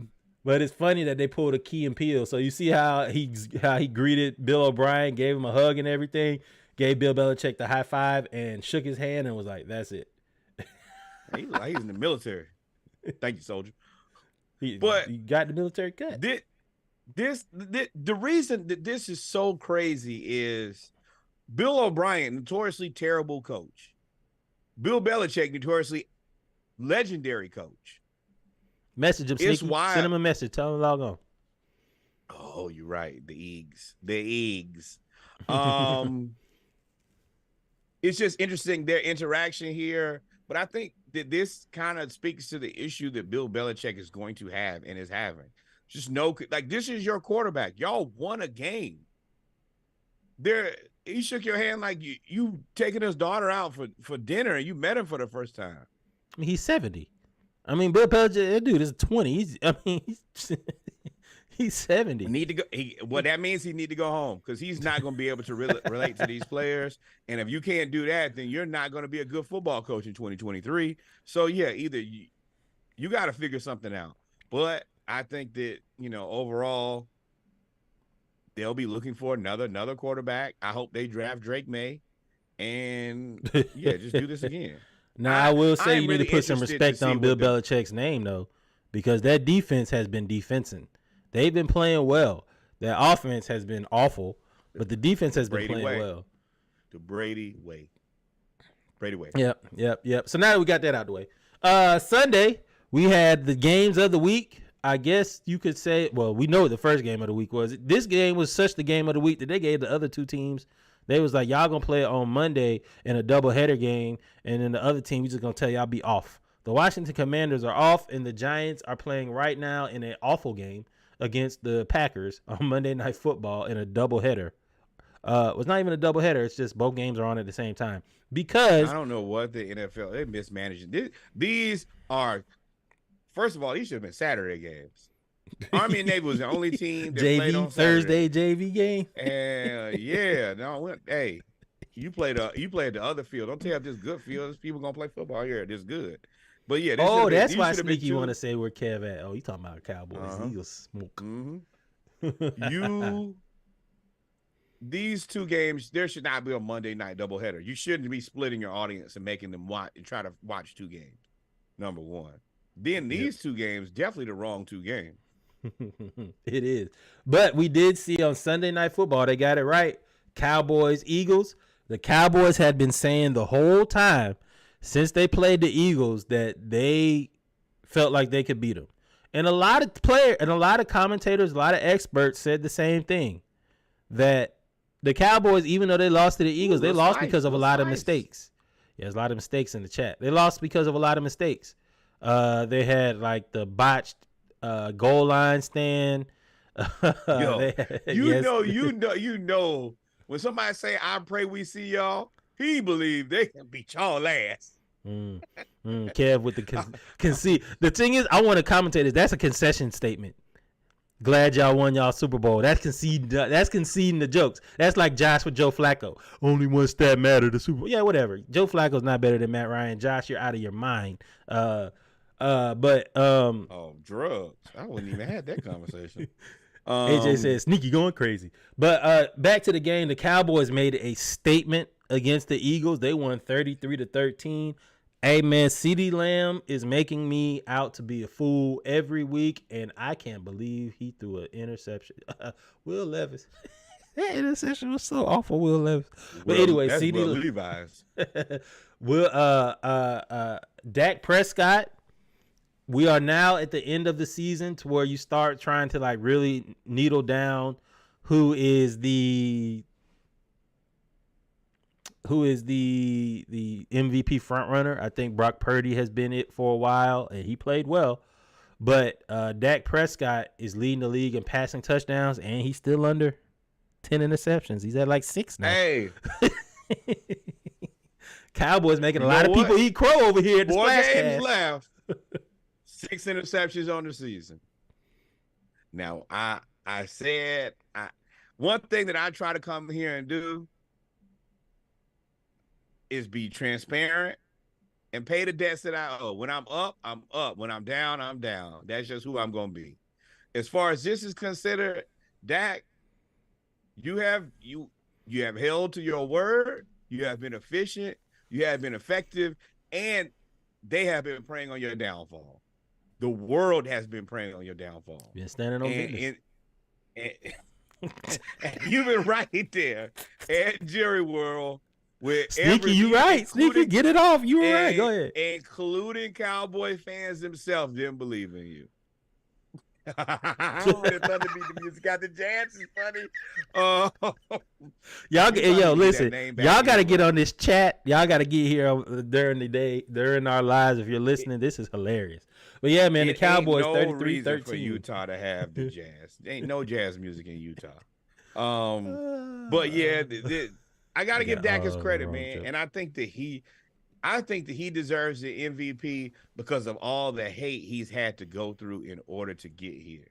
Nobody has believed in Dak. I don't think that Jerry always believes in Dak. I mean, he's come up short when it mattered now. Well, Jerry, you done gave him barely a little piece of receiver now. Yeah. I mean, Dak, what I like about Dak this season, he said what he had to say at the beginning of the season. He said what he had to say after they lost. The last thing he's really said was, I'm pissed off about playing the 49ers. Had that game, and then they ain't say nothing else after that.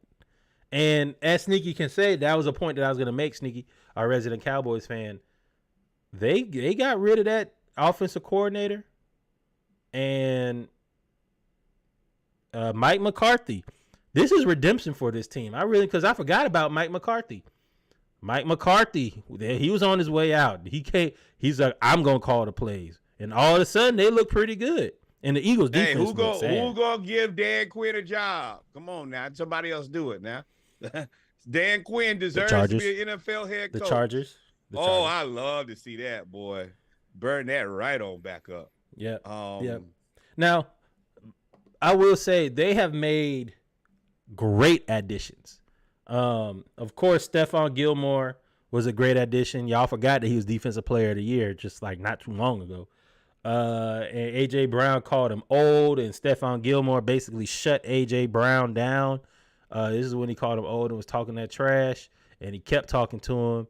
And then all of a sudden, A.J. Brown got a little mad because he was getting locked up. He was getting locked up by Stephon Gilmore. Caused him to fumble in the third quarter on the opening drive. That pretty much sealed the game because I believe that was the opening drive. And Philly was already down 24-6. And when they fumbled, that was it. So Stephon Gilmore played a hell of a game. Philly, I don't know what to say, man. At one point, I thought y'all are the second best team in the league. And now this doesn't mean that y'all aren't the second best team in the league. Because y'all could very well still be the second best team in the league. Cowboys are notoriously tricky. Notoriously tricky. They are notorious for showing up on a night like this. And I said that going into the game. I have to pick the Eagles because that's the right bet to make. But the Cowboys can show up and be this team for a little bit as long as it's not when you need them to do it. And I mean, Sangoon, you got murdered by Wemby. The boy did a degree commercial. Put you on his arm. But this doesn't mean anything to either one of these teams to me. Eagles, as long as y'all kind of get it together, y'all will be okay. Cowboys, show me what it means when it means. The Cowboys have kind of stumbled upon another gem. They got this USFL kicker, Brandon Aubrey, who never kicked in high school or college and played soccer. And then all of a sudden he decided to try out for the USFL. He got a job. He was a software engineer. And then he trains with a kicking coach for 3 years. He trains with a kicking coach and is drafted to the USFL as a kicker. And then a year later, he signs with the Cowboys and he hits 2 59-yard field goals or 50-plus yard field goals, including a 59-yard field goal against the Eagles. Hey, man, dreams do come true, I guess. You got to have a lot of nerve to quit your job as a software engineer and train for 3 years to be a kicker. He can always go back and engineer more software. Let me try this one time. Hey, this leg gonna kick for us. Now, so think about a kicker. He might not. He probably good. I'm probably not going back to no more software. He could probably kick for another 10 to 15 years. 20. Be out there like more than Anderson. Kicking for the rest. Yeah. Kick for what's the rest. The dude that had? What's the dude? The last dude that ain't wear no shoes. The Vikings. Gary Anderson. Yeah, he had no shoe. He used to kick barefoot. Yeah. Ooh, yeah. The Panthers are sad. Ooh. But yeah. But yeah, I love people who, I mean, he's never played football before. He's like, oh yeah, I'm just go out here and nail it. But I also don't understand why more soccer players don't do this. I grew up with a guy and he was our kicker, but he just never considered even kicking for college. He was like, nah, I'm a soccer player. Oh, well, cool. I'm trying to not pay. Get to this money. Exactly. I also want to make another statement. Looks like an AT&T Stadium employee was arrested for letting in ticketless fans in exchange for cash. Jerry said them feds after him, apparently. Oh, you said arrested. I thought they were going to say fired. I would assume both. Jerry said, nah, give me the money. I want the money. You can go to jail after you give me my money. Jerry probably would. Jerry would be the one. So how much did you make? Just bring that to me. Fine. Oh man. But that was a crazy game, man. I watched the whole game. Cowboys versus Eagles. It was an eye opener. And I think the Cowboys earned a little bit of respect. I think they earned a little bit of respect because he can't lie. Huh? He said he can still be a software engineer. You think I'm going to kick and make this money and go to work? No, you pay somebody else. You just run the company. But that's out of there. The Eagles the Eagles have a lot to look at. Their defense, we talked about this defense and how they drafted Jalen Carter, who did have a fumble recovery for a touchdown. They drafted Jalen Carter, but this Eagles defense, I think I said this to you. They're secondary for sure. With losing Chauncey Gardner-Johnson. Yep. By losing him, he was the young guy back there. They've got their corners are old. Darius Slay looks like he is running a 4.6 instead of a 4.3 like he used to run. He looks old. Bradbury is physical, but he's getting beat, and they can't tackle. And they're missing a lot of. Now they did just sign Shaq Leonard at linebacker. I don't know if he played this game, but I expect for him to at least improve the tackling. But the Eagles defense looks old. They look old, and the Cowboys look spry. They need to have that Brian Snicker conversation where you have that coming to God, and y'all have to figure out, hey, we need to be good again. Like right now. Right now. I don't know if y'all need to know it. And then Snicker, you could run by Atlanta. Yeah, Bogey had 37 tonight. Bogey? We cut it to 7. We lost. We cut it to 7. Yeah, I mean, we're gonna lose. Oh, the game is still on? I turned it off when Bogey trying to get 125 to 118. Oh, somebody finna get traded. Know it. I told y'all who it was gonna be. Now I gotta watch. But the second game of the week was, there were a few games of the week. A lot of 49ers Seahawks. I saw a lot of that game as gonna be good. But everybody was talking about this Buffalo versus Kansas City game. That Buffalo versus Kansas City game, of course, Kansas City and Buffalo have had epic battles between Josh Allen. Basically, for the last 3 years, you were probably say this is a battle of the top 3 quarterbacks, 1 and 2, or 1 and 3, or whatever you want to call it. Yep. This game was pretty good, and he said he's the NFC East Eli Apple. Sneaky is just going in on the Eagles. Dog, I gotta let you now, Kev. You're probably the wrong person for this, but the Eagles fans have started to get like Cowboys fans, and you know exactly what that means. But I was like, whoa, now y'all doing all right, but let's also keep this thing in bounds, and I'm kind of happy the Eagles have lost. Just need a little bit of wind out of their sails. I don't have no beef with y'all. Y'all know that's not a team I hate, but I'm gonna be real.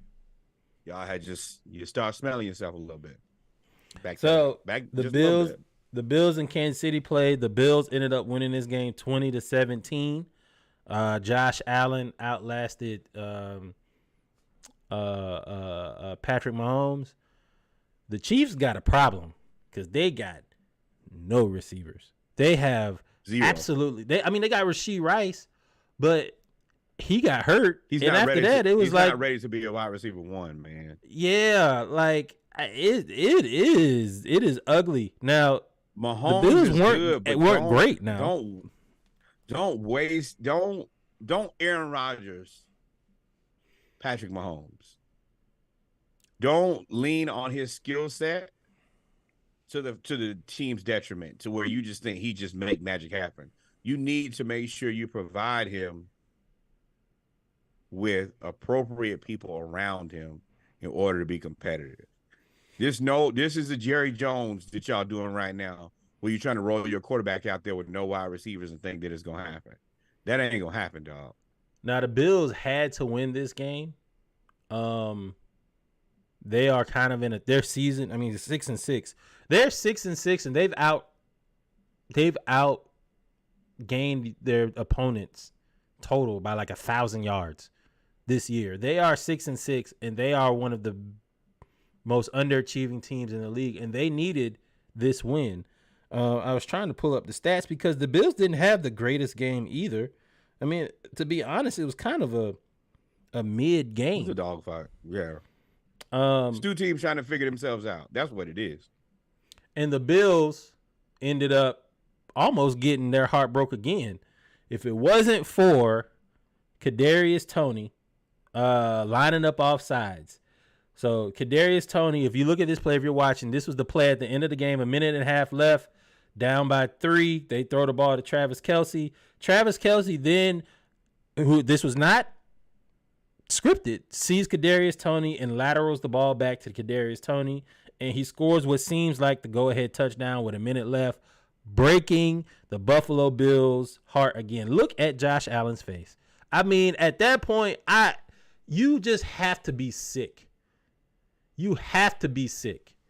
You have to be sick if that happens, and then it shows that Kadarius Toney lined up off sides, and I've actually never seen this before, where they call offsides on the offense, but it's because he lined up in the neutral zone, and basically that was the end of the game. They couldn't get it back. This is ugly. You're on the blue line, bro. Nah, JaVale went multiple places and won chips. Kadarius Toney was at the right place at the right time for one chip. Now, I like KDT a lot, but at the same time, you're in a very interesting situation right now, my friend. You can't keep making these type of issues. And can you pull up the clip where it shows where he was outside 4 times? So now, I will say, as a person who's actually played the position before, where you're standing and trying to judge the ball is extremely difficult. You're far away from the football. But what you're supposed to do is look to the check the referee. Now, I don't know. Yeah, now I don't know. I'm not a professional football player for sure. I don't know if the referees in the NFL, they're like, hey, man, you got to figure it out. I would assume the referees are pretty accommodating because you're far away from the ball, especially if you're on the opposite hash. But if you stand there, you tell them, hey, I'm on the line or I'm off the line. Either I'm on the line or I'm in the backfield, but I have to establish where I am. And typically you look to the ref and he'll tell you like you're good or you're not good. And that's where some of the controversy is they're saying, should the ref have told him or is he supposed to know? And it's a tricky situation because as the player, they're going to say you're supposed to know. But if you ever actually play the position, it's very difficult to tell. First off, there's a few things here. For Patrick Mahomes to argue and say you need to let him play and this is a terrible call, you're basically asking him to not make a call. The correct call. This is the correct call. You are offsides. To be offsides 4 times tells me 2 things. The refs are not there to help you. And because normally the refs will, hey, back up, move up, put your helmet back on, all of that type of stuff. They before they make a game-changing call.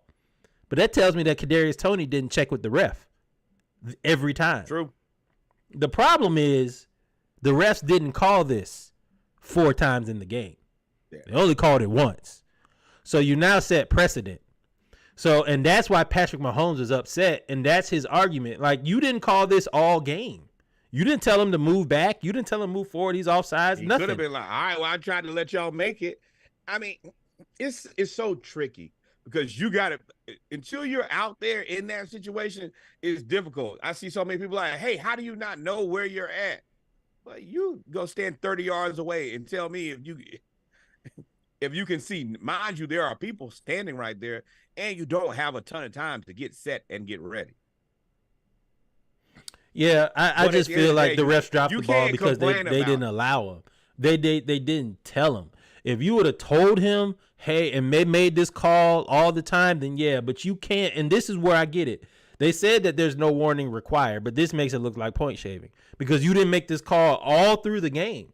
I agree that he's wrong. I agree that Kadarius Toney blew it. I agree Kadarius Toney needs to do some soul searching because you've now been a problem in 2 places. As well, really 3 because you had drops at Florida. So you have all of and this season he might have lost. Like now that you kind of put it in context, he dropped that game winner, and then you fucked this game winner. I like you, Kadarius, a lot. You're a Gator, but it's only so much bumping that somebody can do before they say, "Hey man, what the old people say, enough is enough, too much stay." Yeah, you're getting mad that the refs didn't make the call the whole game and that they shouldn't make the right call at the end of the game. You're going to lose that argument every time.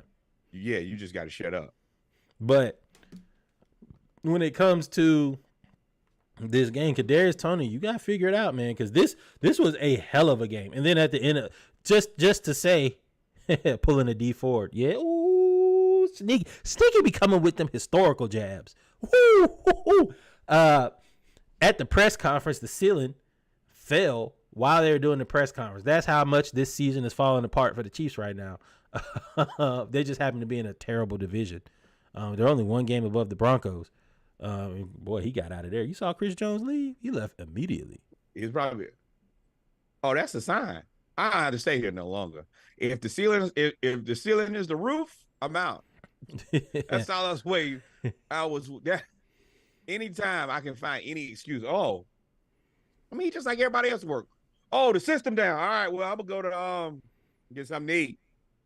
The Chiefs gonna end up being in a dog fight with the Broncos for the AFC West, and there's gonna be nothing that you can do about it because the Broncos just blew out the Chargers, another team. The Chargers, another cursed organization. The Broncos are 6-1 in the last 7 games. They're 24-7. In the AFC West, and it is now come down to the Broncos and the Chiefs for the AFC West. Who would have seen this coming? Nobody believed in the Broncos except for the Broncos. Yeah, you're right. I didn't. I sure didn't. And the Broncos, the thing is, Russell Wilson is playing like a dog, And, they just beat the Chargers. They play the Lions next. Then they play the Patriots. Then they play the Chargers again without Justin Herbert, who I believe is hurt. He's having surgery on the finger, his index finger. And then they play the Raiders. They could very well end up 11-6. They could end up 11-6 and win the division.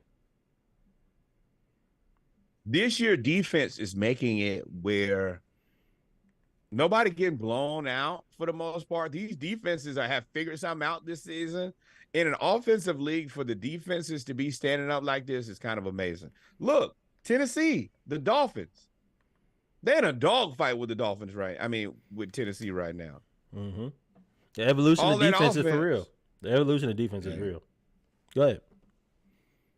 I mean, this is the year of the defense. And I know that, prepare for rule changes. One thing for sure, these low-scoring games, they're gonna take the walkie-talkie out of the defense. They gotta find a way for offense to score more points. So they're gonna make some rule changes. They're gonna find a way. You can't touch them. You can't touch nobody on offense, and they still whooping them. Speaking of defense, I'm gonna say it right now. This is the best team in the league. The best team in the league right now is the San Francisco 49ers, and they beat a surprisingly good Seattle Seahawks team who was hanging with them until DK Metcalf got ejected. Stupid stuff. But funny caption, bye-bye, Birdie. The San Francisco 49ers beat Seattle 28-16, and if it's one thing San Francisco has done is they beat all the good teams. Anybody you've lined up in front of them that's supposed to be good in the NFC, they have either beat them soundly or demolished them. Shanahan is the man. I keep telling y'all that. He knows something. He knows something. He can do something. It's something about that coaching tree. They have the ability to coach differently. They have a much better ability to identify talent that specifically works for them. I don't know how to identify what they see, but they see something different. They get all of these players are playing like world beaters. Somehow they've managed to do it with Mr. Irrelevant is their quarterback. The last man in the draft. MVP finalist. Is the ability, we Falcons fans, man. We happy when as long as the number one hit, we mostly happy. Everybody else kind of get it how you live. We feel like we got lucky with Tyler Algier. We happy with Bijan, Kyle, and Drake. The 49ers hit on everybody they pick up. Offense, defense, and special teams. And they lost their number one cornerback in the first quarter after DK, and it didn't matter. Like, they have all pros. Ooh, Danny DeVito, touchdown. They have an all pro everywhere. Fred Warner and Javon Greenlaw are insane together. That defensive line, Chase Young just gets in the way. Chase Young, they probably not gonna resign you, big dog, unless Nick Bosa just says, "Hey, we played together." Hey, you can't get it done in San Francisco, son. You're not getting it done nowhere. You know what that means? You'll be in a Falcons jersey next year, big dog. We love an edge rusher who just can't get to the edge nor rush. So come on to Atlanta, and then after that, your career will be done. But he does nothing. I watched him. I specifically watched him. He doesn't have any moves. No spin move, no rip, no swim, no club, no chop, no nothing. He has no speed. Okay, too big speed rush. He has no speed rush. Our edges don't never be edging. Be dull. But there was a play in this game that it was the turning point in the game. I referenced it earlier with DK Metcalf got into it with Fred Warner. For some reason, Fred Warner says, I told him he tackles really well, and for some reason he didn't like that. Now, we're going to play this video. Well, they're not going to show the video, but he definitely did not tell him you tackle really well, because DK, who has been sign languaging. I think he did tell him that. This is very – I laughed at this because it was very reminiscent of the way that sneaky jokes about Anthony Richardson be able to tackle. That's what I really loved about it was I was like, damn, they stole my man joke. But they did. I told y'all this about DK. He can't run around. So, I mean, sure, is he big and fast and strong? Yes. But unless he's running straight, it's not a lot that you really need to be concerned about. He can't catch that well. And honestly, he gets a lot of penalties. He does. He gets a lot of stupid penalties. So, I mean, the NFC is wide open. I ain't going to say it's wide open. It's a 3-team race, really, for the best team in the league. And they're all in the NFC because the best team in the AFC is supposed to be the Chiefs. No, Baltimore, Miami, and all this team. But I think the NFC teams can beat all of these teams if they have defense. Miami over here with Will Levis right now. Yeah, he about to go down and score, too. While y'all playing, throw into the running backs. Tennessee special. I don't know what running back that is. Yeah, Dude from Tulane.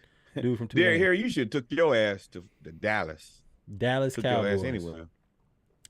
In other news, man, the Taints beat the Scrubs. The Saints beat the Carolina Panthers. The Panthers are now 1-12. Bryce Young is back there. He's already small, and he's back there getting just absolutely destroyed by that offensive line. That's they get back. And it's 28-6. The Saints won. And the reason we're talking about this is because there is a 3-way tie for the NFC South with the Buccaneers owning the requisite tiebreakers. And everybody is 6-7, except for the Panthers, who are 1-12. Everybody in the AFC North is 7-6. So we would be anybody from the AFC North could just win the division in the NFC South right now. Well, also, I hate stuff like that. Oh, there's no winning team in the NFC South. 7-6 and 6-7, boy. Y'all cousins. That's your first and second. Real. First remove, second remove. Y'all daddy's brothers not going out there and play now. We was just 500 last week. The team ain't changed that much. Quarterback still suck. Yeah. So that was interesting. In the worst game of the season by far, the Oakland Raiders played the Vikings, and the Vikings won on a game-winning kick, 3-0. It was punt, missed field goal, punt, half, punt, field goal. Those games be the games that feel like 3 hours. The game is an hour, 60 minutes. But if all you doing is running and punting, oh, man, this is a slog. And, yeah, we're not going to talk about that. It's terrible. God awful. You know why I mentioned that? Because Josh Metellus is playing his ass off for this team. Strong safety, free safety, left cornerback, right cornerback, slot cornerback, left inside linebacker, right inside linebacker, middle linebacker, left outside linebacker, right outside linebacker, right defensive end, left defensive tackle. If you're going to play me at all these positions, you're going to have to pay me something.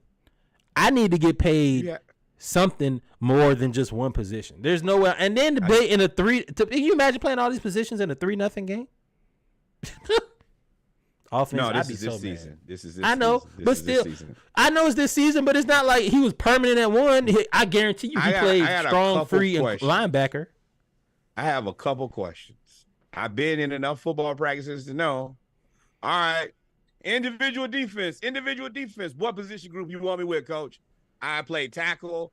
I play interior lineman, exterior lineman, linebacker, interior, outside, and I played in the secondary. Where do you want me to go, Coach? At this point, he should be a coach. He got to be able to coach, because I got to know what everybody on the field is going to do, because y'all don't know what position I might play. And I'm going to give y'all a little bit more context. You're probably like, oh, he's probably got to be probably like 6'3", 220. Nope, 5'11", 207. Fast. To answer your question, he goes with the DBs. He's always going to go with the DBs, and then he'll probably go with the linebackers during defensive install or whatever. But that's about out. The whole playing defensive end, I don't know, man. Y'all kiss my ass. I ain't going to tell you. They got DJ Wonnum and all them other 6'5", 272-pound dudes. And you want to put me at D end? He probably played the defensive lineman positions and like a prevent. Yeah, You sub can put a package. guy there who's fast, but still you got to 5'11", 207 at defensive anything line. I don't care what the sub package is. That's tough. Y'all better pay that man. I'm a firm believer of be open and available to play in the NFL. If you're always ready to play and you know what to do, they will find a way for you to get on the field. It also made me feel bad because he's only 5'11", 207. Like, it's a regular human. Moving on, finishing up the NFL, finishing up football. We tried to tell y'all that there were a little bit of upsets on the way that could happen. I said I was real close to picking the Bears because the Lions have been in a free fall. I was real close to picking the Bears, and the Bears ended up winning 28-13. And that Lions defense doesn't look great anymore. That Lions offense, Jared Goff has come down to earth. Justin Fields' price just went up because him and DJ Moore seem to be really connecting. That's our quarterback. That's our quarterback. I'm happy to see our quarterback flourishing for another team right now, going into next season.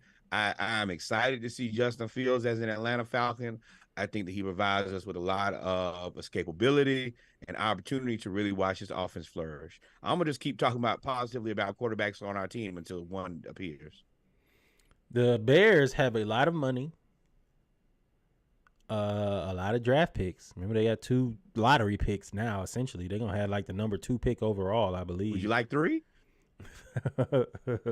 And they seem to have a budding star at wide receiver. They already have Cole Kmet at tight end.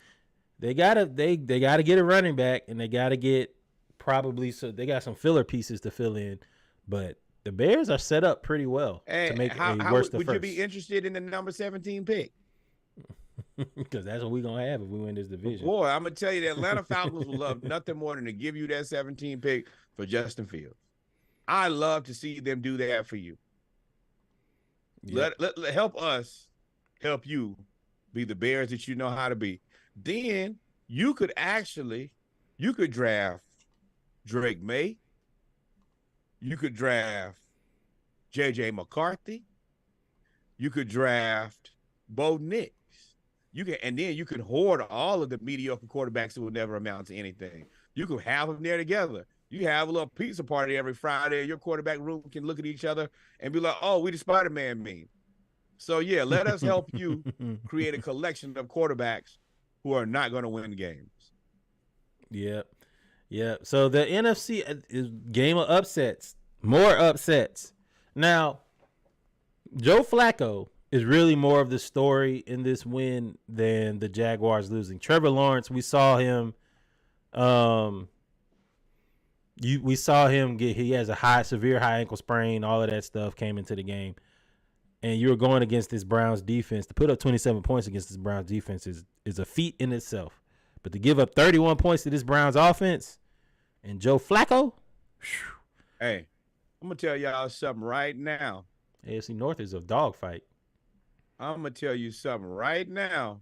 We're going to look back. Ooh, almost had that touchdown, buddy. Y'all going to look back at this season, and I want y'all to remember that Joe Flacco played better than Deshaun Watson in the year 2023 of our Lord. For 200, for 50, I ain't for see $40 million that less. Bingo card. I ain't see that on no bingo card in my life.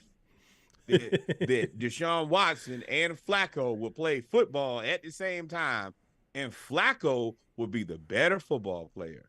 But yeah, Flacco's gonna have a better season than Deshaun Watson.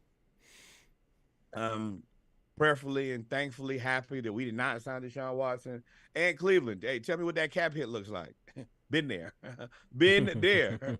Got more. Still won less. Hey, good luck. Yeah, man. So the AFC North, you got the Browns won. The Bengals, kind of in a shocker.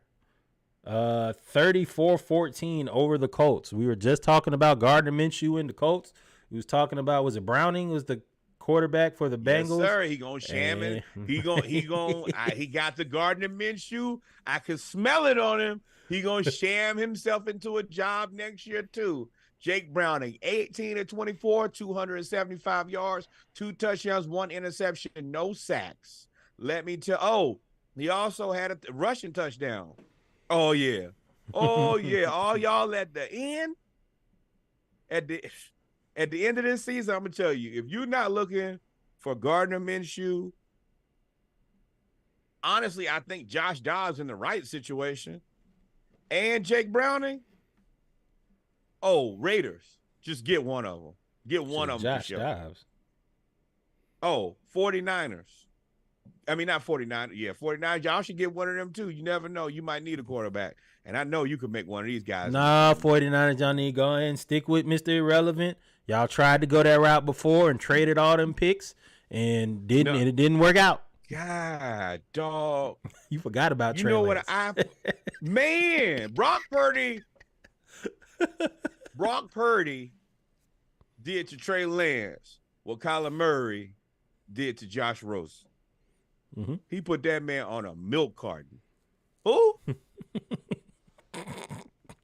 Who do you speak of?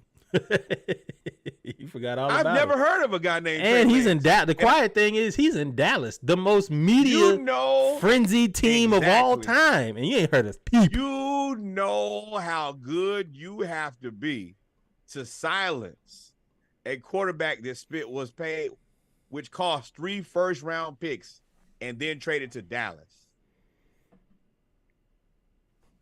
That's unbelievable. Unbelievable. And Bucks and Bulls, they are in a dogfight to the very end here. He's a little Purdy. That's funny.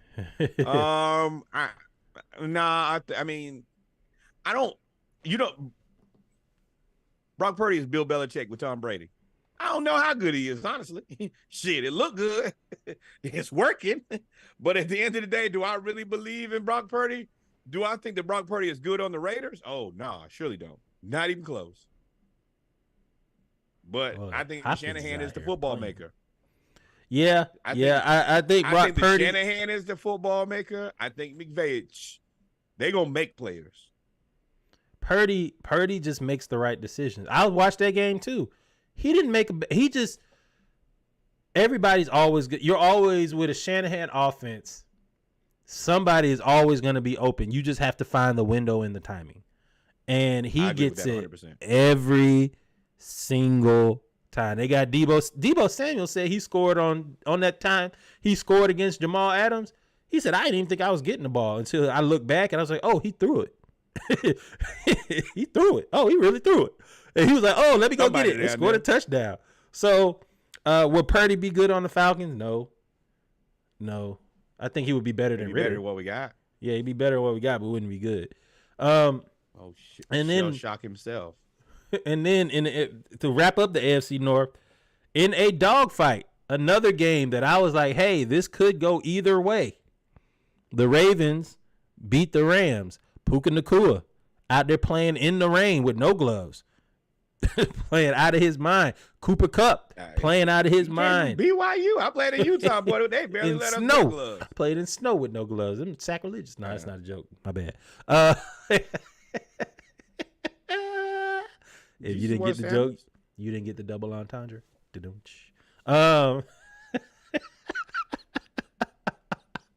Yep, we don't have no podcast. We made it to 132 good episodes. Gloves are not. All right. Wait. And before we get out of here, like, follow, subscribe before Reggie tear it up.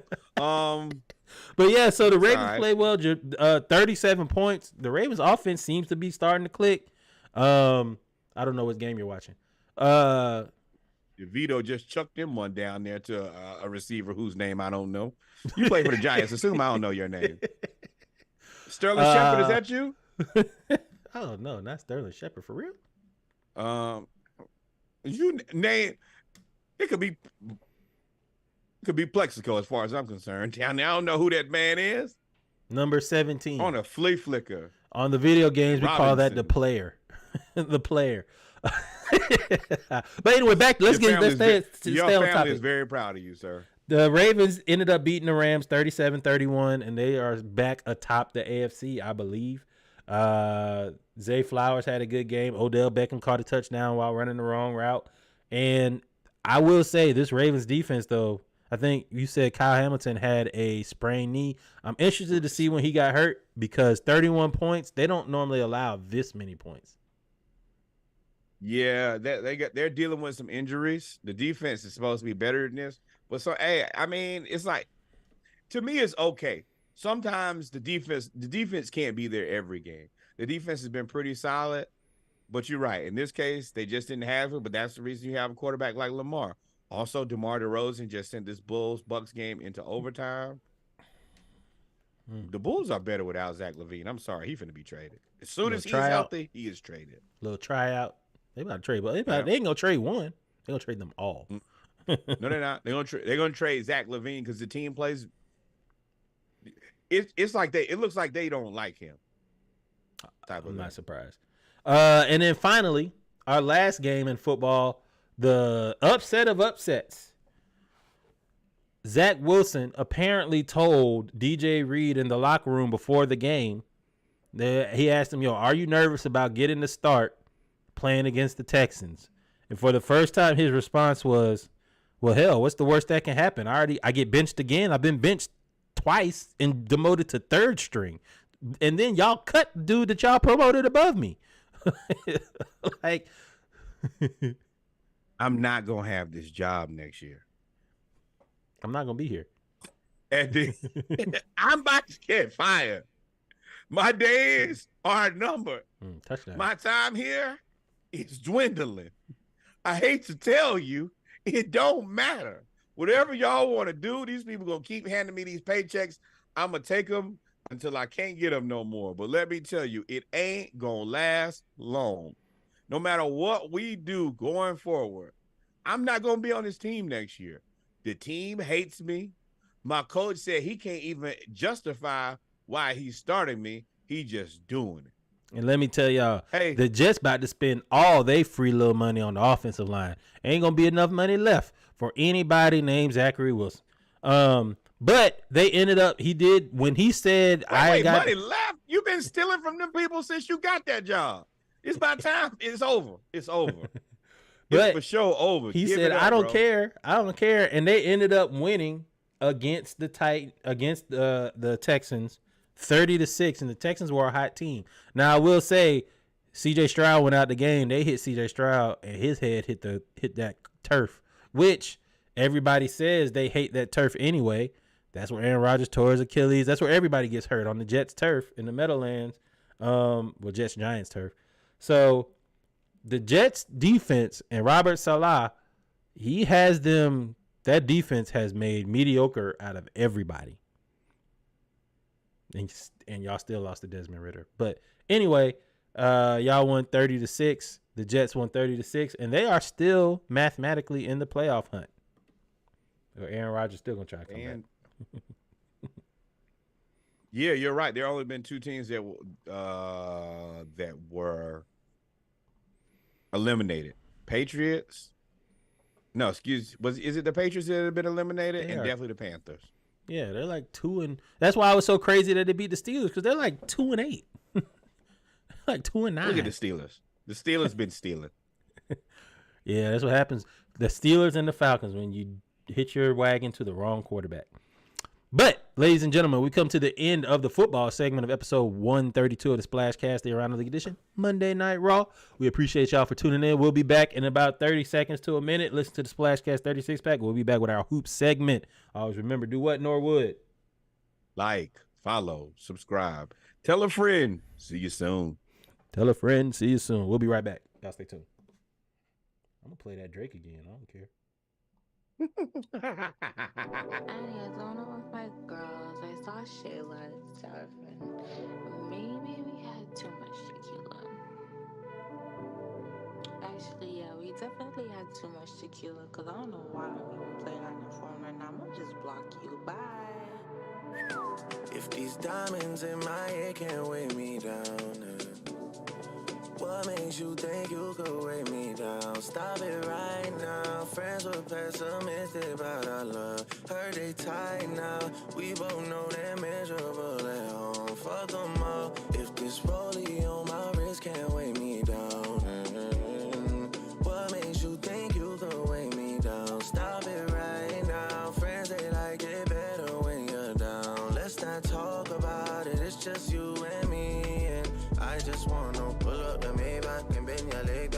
disobey that, don't delay that. My love, why lie? Been a shy guy all of my life. We should change that, pull up the Maybach and bend your lay back. Let's engage that, don't delay that. You're like a needle, life's a haystack. Friends, they can leave, but you could stay back. I could stay back, I could take that. Calm and lay back, on our way back. Make a movie, watch the playback. Nah, don't save that, I don't play that. Penny whining. I rap really wanna taste the icing. Jalafi, give me my ting. Commission for the game that I be providing. I wasn't Trinidad, let us consider that. Immigrants who are boss, bitches bitter and mad. Hopping out like a All right. Welcome back, ladies and gentlemen, to our final segment of episode 132 of the SplashCast, the Around the League edition, our basketball segment. Spring roll around and y'all see Reggie somewhere with a drink with an umbrella in and doing a two-step to that. Don't say nothing. Prepare Eyes to be up sick and of keep me. it moving. Boy, Eyes up and keep it moving. That might be the song, bro. I might be playing that to clean up with till I get out the country. But with that being said, man, let's get to the hoops, man. We got a few things we're gonna talk about before we get to the NBA and the WNBA and the women's college basketball. We're not talking about men's college basketball, but never will we. Games not we until the respect, tournament. play like a woman. There was a big brain move in the Euro League where team was up by 2, and instead of trying to make it, the guy shooting the free throws just missed it intentionally to get the ball back, which caught the team off guard. If you're watching, you can see it. So he missed it intentionally, got the ball back, and ran the score out. And that basically was like a genius move by him. And they ended up winning the game. I can see the reason we're showing this is because if you see this in the NBA, because all sports is just a copycat league, this is where that came from. Missing on purpose to get the W is pretty tough. It is, but Could go terribly wrong. There are a couple things here. Number one, he saw everybody was asleep. If you look at this, they're not really paying attention. They're not in. He is just right there. He went for the rebound. But these two guys are closest to us. They look asleep, and it is a skill to do that. Everybody can't do that. If you can't shoot a free throw well, you surely cannot make sure that you bounce the ball off the rim and it comes right back to you. Now, for the elite level player, like, this is a Kyrie level move right here. This is something you believe Kyrie would do. Now, a lot of these NBA players are not going to do that because it's going to mess up their shooting percentage, but it's a different conversation for a different day. Yeah. But, yeah, I love this. This is elite basketball IQ as far as I'm concerned. It is, man. It was tough. They were big mad over there, too. They were big mad the other team. Oh, boy, that's going to be a tough. Hey, when you get to that locker room, boy, that coach finna let you know everything. That's the problem with y'all now. You don't pay attention. You ain't paying damn attention, son. Speaking of not paying attention, man, if y'all remember when in the Final Four of the women's basketball last year, it was South Carolina #1 versus #2, Iowa and Caitlin Clark. Caitlin Clark, who is known for her I don't want to say antics, but they are, because if it was somebody else, they would call them antics. For her antics on the court where Raven Johnson, the point guard for South Carolina, was known that she really couldn't shoot. So Caitlin Clark was not leaving the paint. If you're watching, you can see her hit her with the go ahead and shoot move. And basically, they were basically not guarding her. And as a result, Raven said, I had to deal with that. I had to deal with that video went. What she say? That video went viral, and I had to deal with that for the whole off season. And she said, "This is my revenge tour, and I got something to say." Boy, Levis he don't care about throwing the ball now. So now Raven, who was shooting 36% field goal percentage and 24% from 3. Is now shooting 56% from the field and 48% from 3, and has South Carolina looking like a for real juggernaut, because now they don't really have a weakness at all, and she's shooting off the dribble. This is a meteoric rise when it comes to shooting. Look at that. This is the reason that you have to love women's sports, because they're willing to put their ego aside to get to be better. The not always being like helicopter parented, like giving your way all the time, it creates this grit. Like, I hate to go back to like a person like Ben Simmons, but this is what it is. She was like, I was getting my ass kicked on the internet. I was legitimate self-check. That's a great Oh, reference. nah, Ben you Simmons. good. That was a You great good. reference. And she took that personally, but she didn't cry about it. She didn't whine about it. She said, oh, you think that you can leave me out here and I won't learn to shoot? Nah, she learned to shoot. You know, they was just joking about Blue Ivy with the same thing, talking about, oh, the internet. You know, when she first started performing with her mom, it was all, you know, they were very, they took a lot of shots at her. Mm-hmm. But she listened to what the internet said.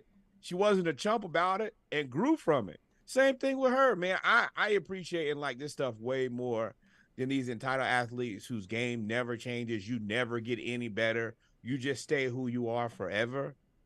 This is definitely a shot at Ben Simmons. Like you said, there's no reason that throw Zion in there too. Well, Zion averaged like 25-8. Him is more about weight. I'm just talking about the skill. Ben Simmons, the skill-wise, Ben Simmons was being treated the same way as Raven. They weren't guarding him. They were like, hey, he was just like, they were telling him, just go to be the center. Just stay at the rim. And she was just like, nah, I'm going to shoot. So why can't he do the same thing? So I think this should be taken as inspiration. Hopefully some of these other NBA players who can't shoot can get better too. Absolutely. This is the stuff I like. And this is the reason I like women's college basketball and I don't like men's college basketball. Hate me. I don't care. I'm sure I do what I want to. So the in-season tournament just happened. Funny story. They had the semifinals and the finals since we left. Semifinals was the Lakers versus the New Orleans Pelicans. And they basically said, have you thought, in a pregame conference, press conference, Brandon Ingram and Zion were asked the question, have you thought about how you're going to celebrate if you win? And both of them made a laugh as if there was an inside joke. We all know what the inside joke was because there is a podcast episode with Zion as the podcast cover. So we know what the joke is. We know what the joke is. And it's funny. Everybody says Zion is a freak ass boy. The comments be commenting. I really think that. Can you play it, number one? Or will it take us out? Hopefully it won't Chinese weather balloon us. But this is good comedy. Like to have fun. Have you thought at all about how you're going to celebrate if you're able to pull this off? Man.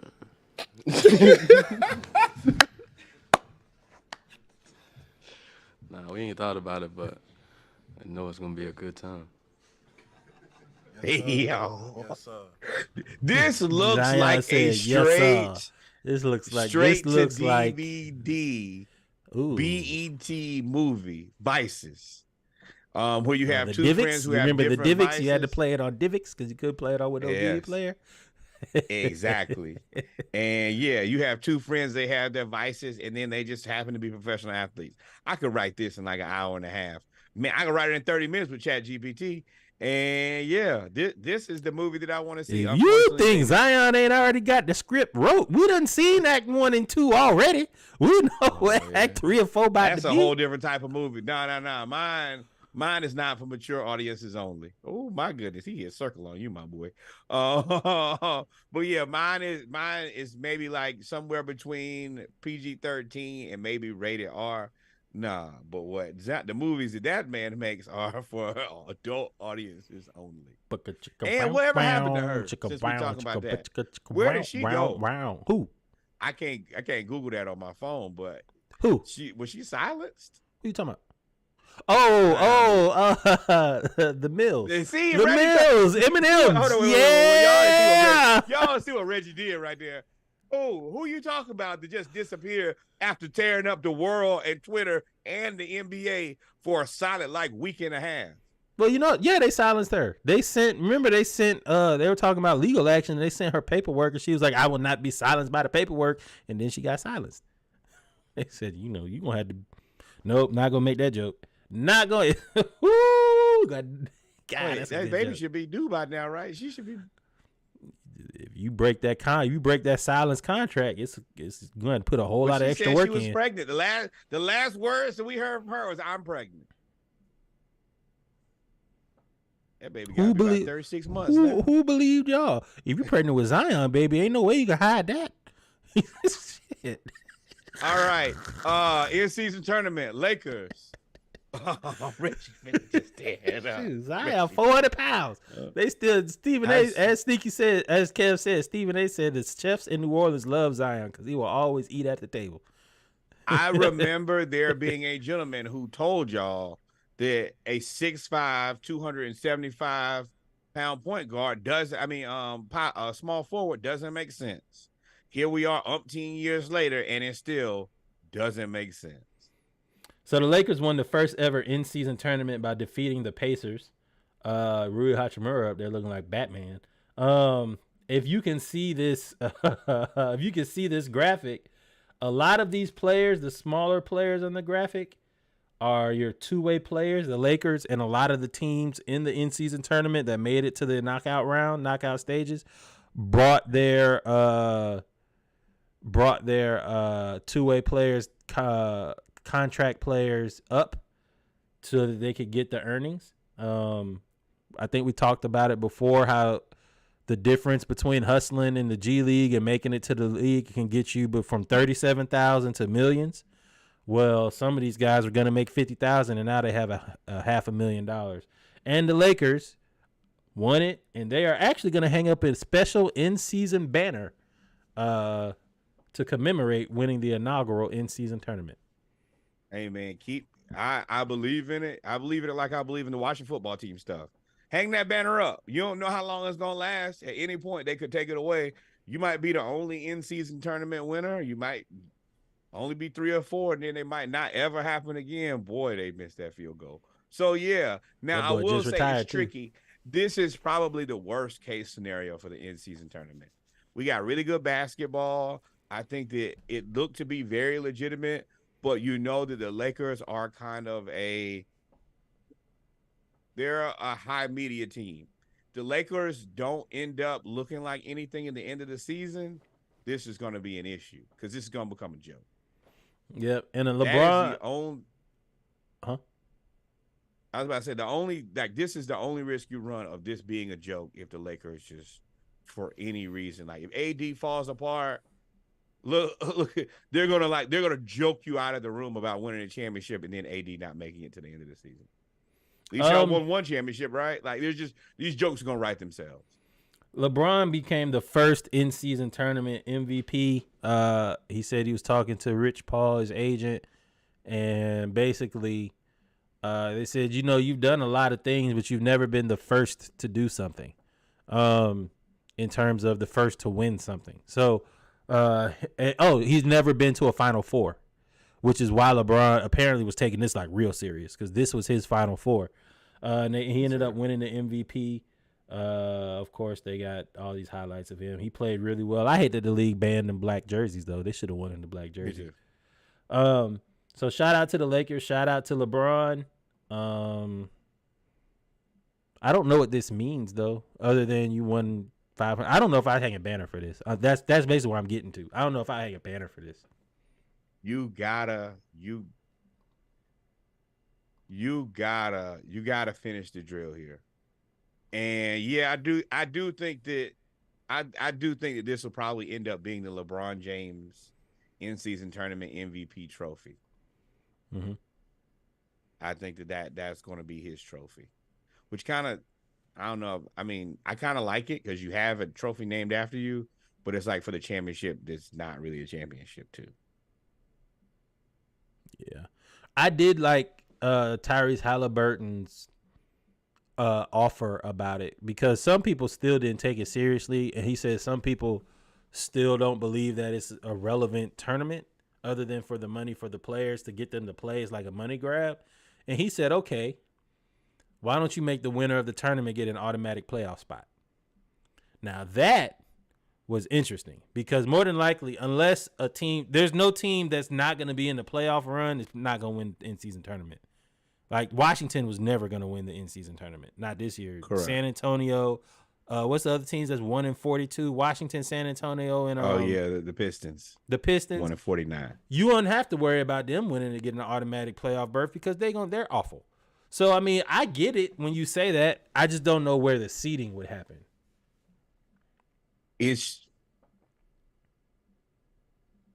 So I feel two different ways about this.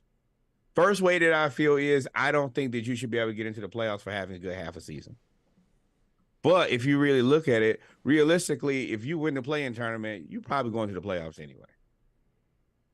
And if you're going to the playoffs anyway, then nothing really changes. But I definitely don't think that you should get it for winning an in-season tournament. You could essentially, what happens if, all right, well, we won the in-season tournament, we in the playoffs, we're done. Just especially if I'm the Lakers. All right, well, I'll just let AD and LeBron put him in the fridge. So yeah, bubble this thing out. I'll see y'all at the playoffs. I didn't even think about that aspect of it. Specifically that team. Oh, AD, take a couple of weeks off. Go get some rest. Don't even worry about it. Wrap yourself in bubble wrap and don't leave your house. Yeah, man. So, but I will say the in-season tournament for the most part was a success. Tyrese Halliburton, he's already a rising star. He pretty much has arrived after this in-season tournament. He is here to stay. The Lakers and LeBron and AD played well.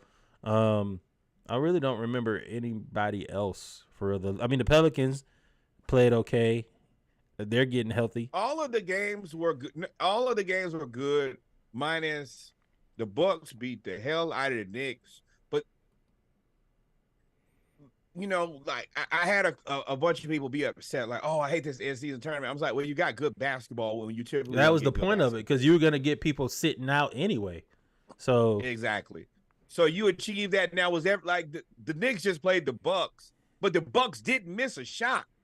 Giannis and Dame just weren't missing. So like, what did they win by? Maybe like 15 points in the end. Yeah, but sometimes a good game is just watching one team not miss shots for a half. That's amazing to watch. Like, they just put on a masterclass. Now the Lakers and the Pelicans. Yeah, the Lakers boat raced the Pelicans, but they boat raced one of the most interesting players in the NBA. Like, now you have a whole new docket of things to talk about. Zion not being in shape for, which is kind of like a big situation, which was probably his first big situation. That's gonna be ugly. That he just wasn't prepared for. He looked fat and out of shape. Like, and they said he's ignoring. That's the part. Oh, that was a part about the press conference with him and Bi that I wanted to. I forgot. He looked big in that press conference. He looked overweight in that press conference. He looked like that Mountain Dew commercial. He was sitting on the couch. He looked like a potato. He is big as hell. He needs it. I told y'all this since day one, and this is one. This is a hill I'm gonna die on when I say I told you so. Nothing about him when he came into the league said that I'm going to be a workout warrior. And that's one of those things that's an ingrained thing in you. You have to be. Giannis didn't have. I don't know about that one now. You don't know who's going to be a workout warrior and who's not going to be when you come in the league. Let me finish. So, all right, and that was going to be my next point. You're a young player, so all right, you might not be a workout warrior. But now it's time to give him another contract.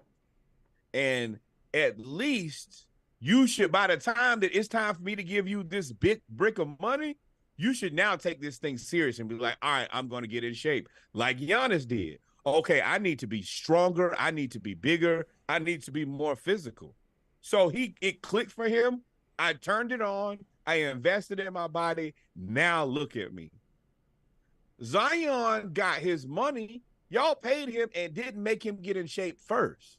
Well, now he has the money and he doesn't have the habits to just work out hard. So nobody gets fat and in shape. I mean, nobody gets rich and I'm listening. Keep going. I forgot about Eminem. I'm about to look her up. Go ahead. It's not skinny and happy. It's fat and happy. And now he's fat, happy, and rich. And I told y'all should have traded him for Julius and a first. Y'all could have had a first-round pick. Y'all could have had Julius, who's consistently played well and playing well again. and y'all could have been well on to a good season and a future. Now you got this money tied up in Zion, and who on Zion? And I know you say he scored 25 points, but what else does he do? He doesn't rebound well. He gets you 3 or 4 assists, and he don't play no defense. They killing Zion on Twitter. They said he went from being fat to messing with Mariah Mills to back to being fat again.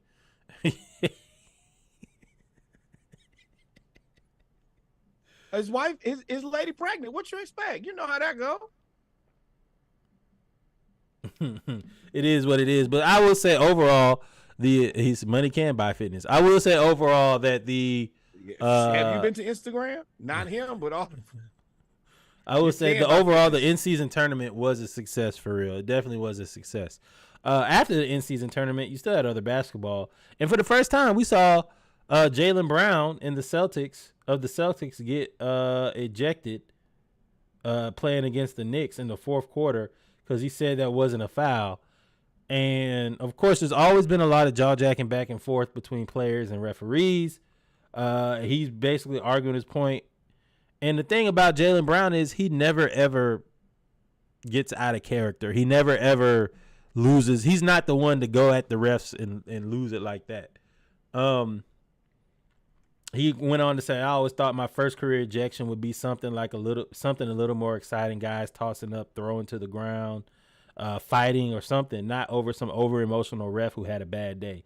What I'm most upset about is I should have gotten my fucking money's worth. And he's right. The ref basically threw him out. It was kind of like a Tim Duncan thing, except for Tim Duncan didn't do nothing. But Jaylen Brown was on the bench after he got the first technical, and the ref went back over to him and threw him out of the game. And that's where he kind of went off. Now, it's tricky because these refs do have to get better. Yeah, they're awful. They are too sensitive. And congratulations, Zion. They're too sensitive. They're too big a part of the game. You just can't. There's no fun leaguing the NBA. If I'm not talking to you, I gotta have a place to voice my frustration out here on the court. As long as I don't say nothing crazy, sideways. But, it's just the referees have been too much in this season. Now, unfortunately, we got the other end where your boy, he pointing at a referee after the game and got hit. Yeah, got hit with that $25,000 fine. And as soon as I saw it, I was like, oh, that's too far. Like, you can't. He was like right there in the. He hit him I with was like, bro, like, you borderline, like, you lucky that they didn't sit you down for a couple games. Then tonight he just got ejected again, and like I told you, he called the referee a ban. And that's what you said. Yes. Yeah, you can't do that. You can't do that. And now whenever you're Trae Young, every camera in there is going to be fixated on your face. Yeah. So I mean, the referees play a part in this. I think the referees deserve the lion's share of the responsibility on this. It's way too many a bad call. Of the wrong people get, like DeAndre Hunter got ejected. Man, don't say nothing. I've been following him his entire career. I don't think I've ever heard him speak at length ever. He don't say much. So a lot of this is the referees. Yeah, they do got to be better. I've always told y'all, I expect when you have referees, I don't understand why you have players. I mean, I do understand because you pay them millions of dollars. But you have players that are held to a standard and they have to always come and answer for their actions and answer for their mistakes, answer for whatever. Why don't you have the referees come and they interview them? When they interview the refs, it's not on camera.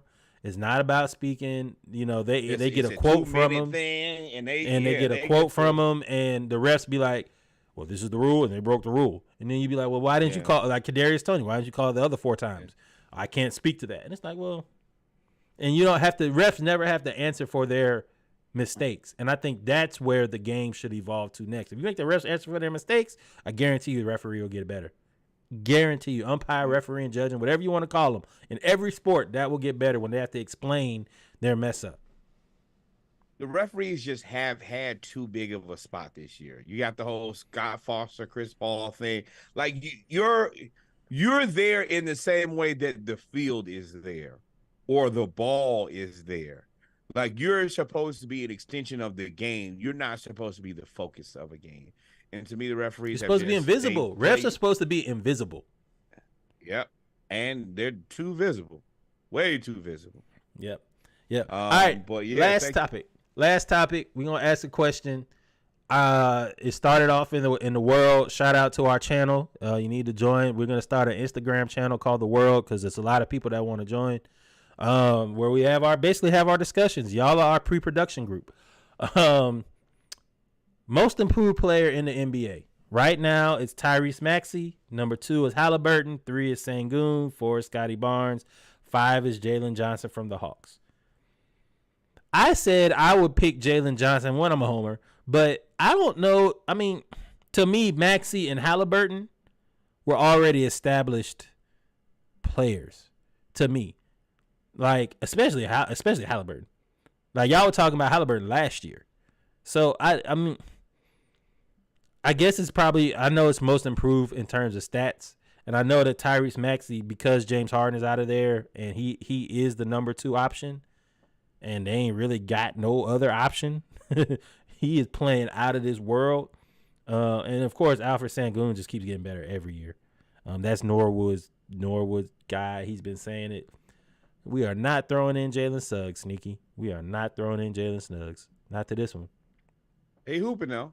But no, this is just not that conversation, not this time.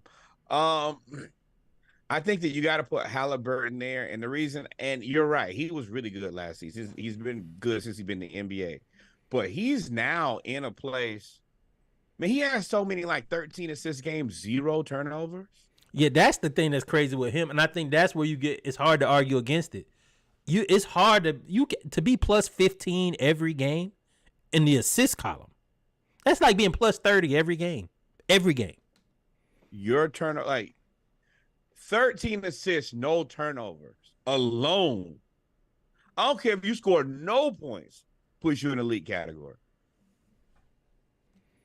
So him doing this, and now I will say, you got everybody, I suggest you watch the Pacers play for yourself. You're probably going to hate it. I did. They don't play any defense. They're going to let you score. They're going to get it out of the net, and they're going to run as hard as they can to score points. Jalen Suggs is the heart and soul of the Magic, Sneaky? Probably so. I will say about Halliburton, though, I mean, he has the greenest of green lights. He shot a couple of them threes against the Lakers. I was like, dude, what are you doing? But before I'm about to say he be making them.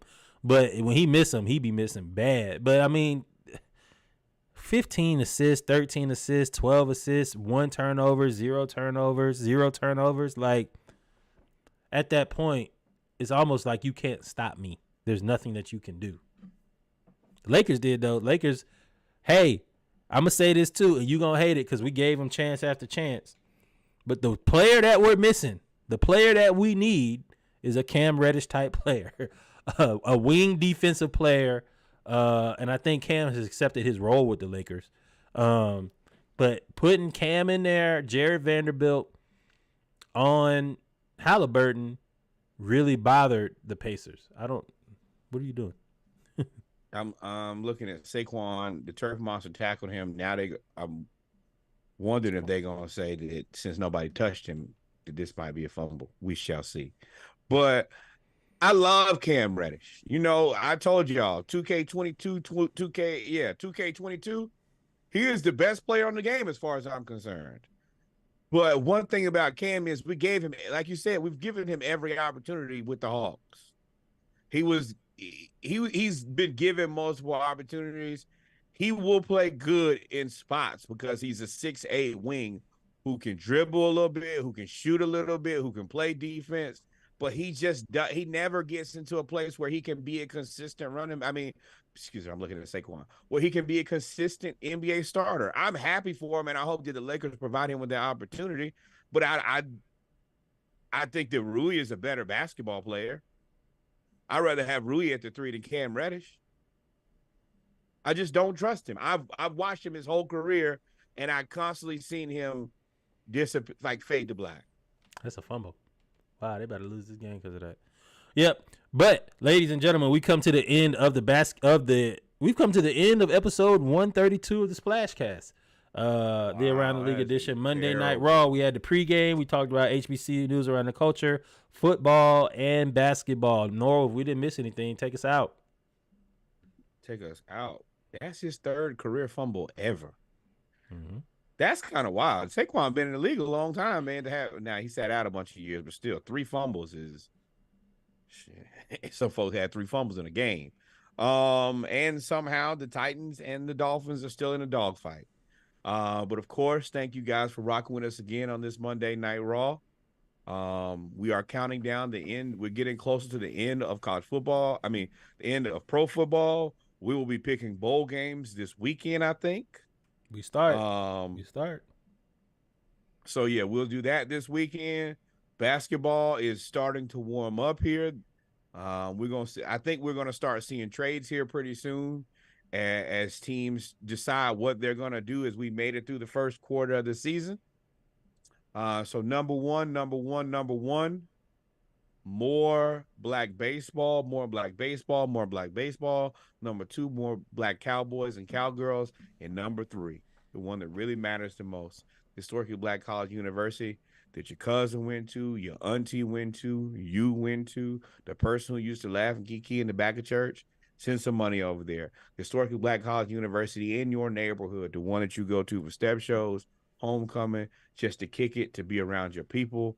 Send some money over there. And then finally, the greatest learning institution in all the world, the one that gave me a degree, gave Reggie a degree, continue to elevate and be the standard of excellence, the Hampton University. We only ask for $18.68 on behalf of the year that our beloved school was founded. Make that out to the school on behalf of the SplashCast. We would truly, truly appreciate that. Outside of that, thank you guys for rocking with us. I'll do a little bit more work on this SplashCast. It may be 24. It may be 36. It may be 24. We still figuring on what we can figure. And yeah, look forward to the music on Wednesday. Outside of that, adios, mi amigos. God is love. Until we see y'all again.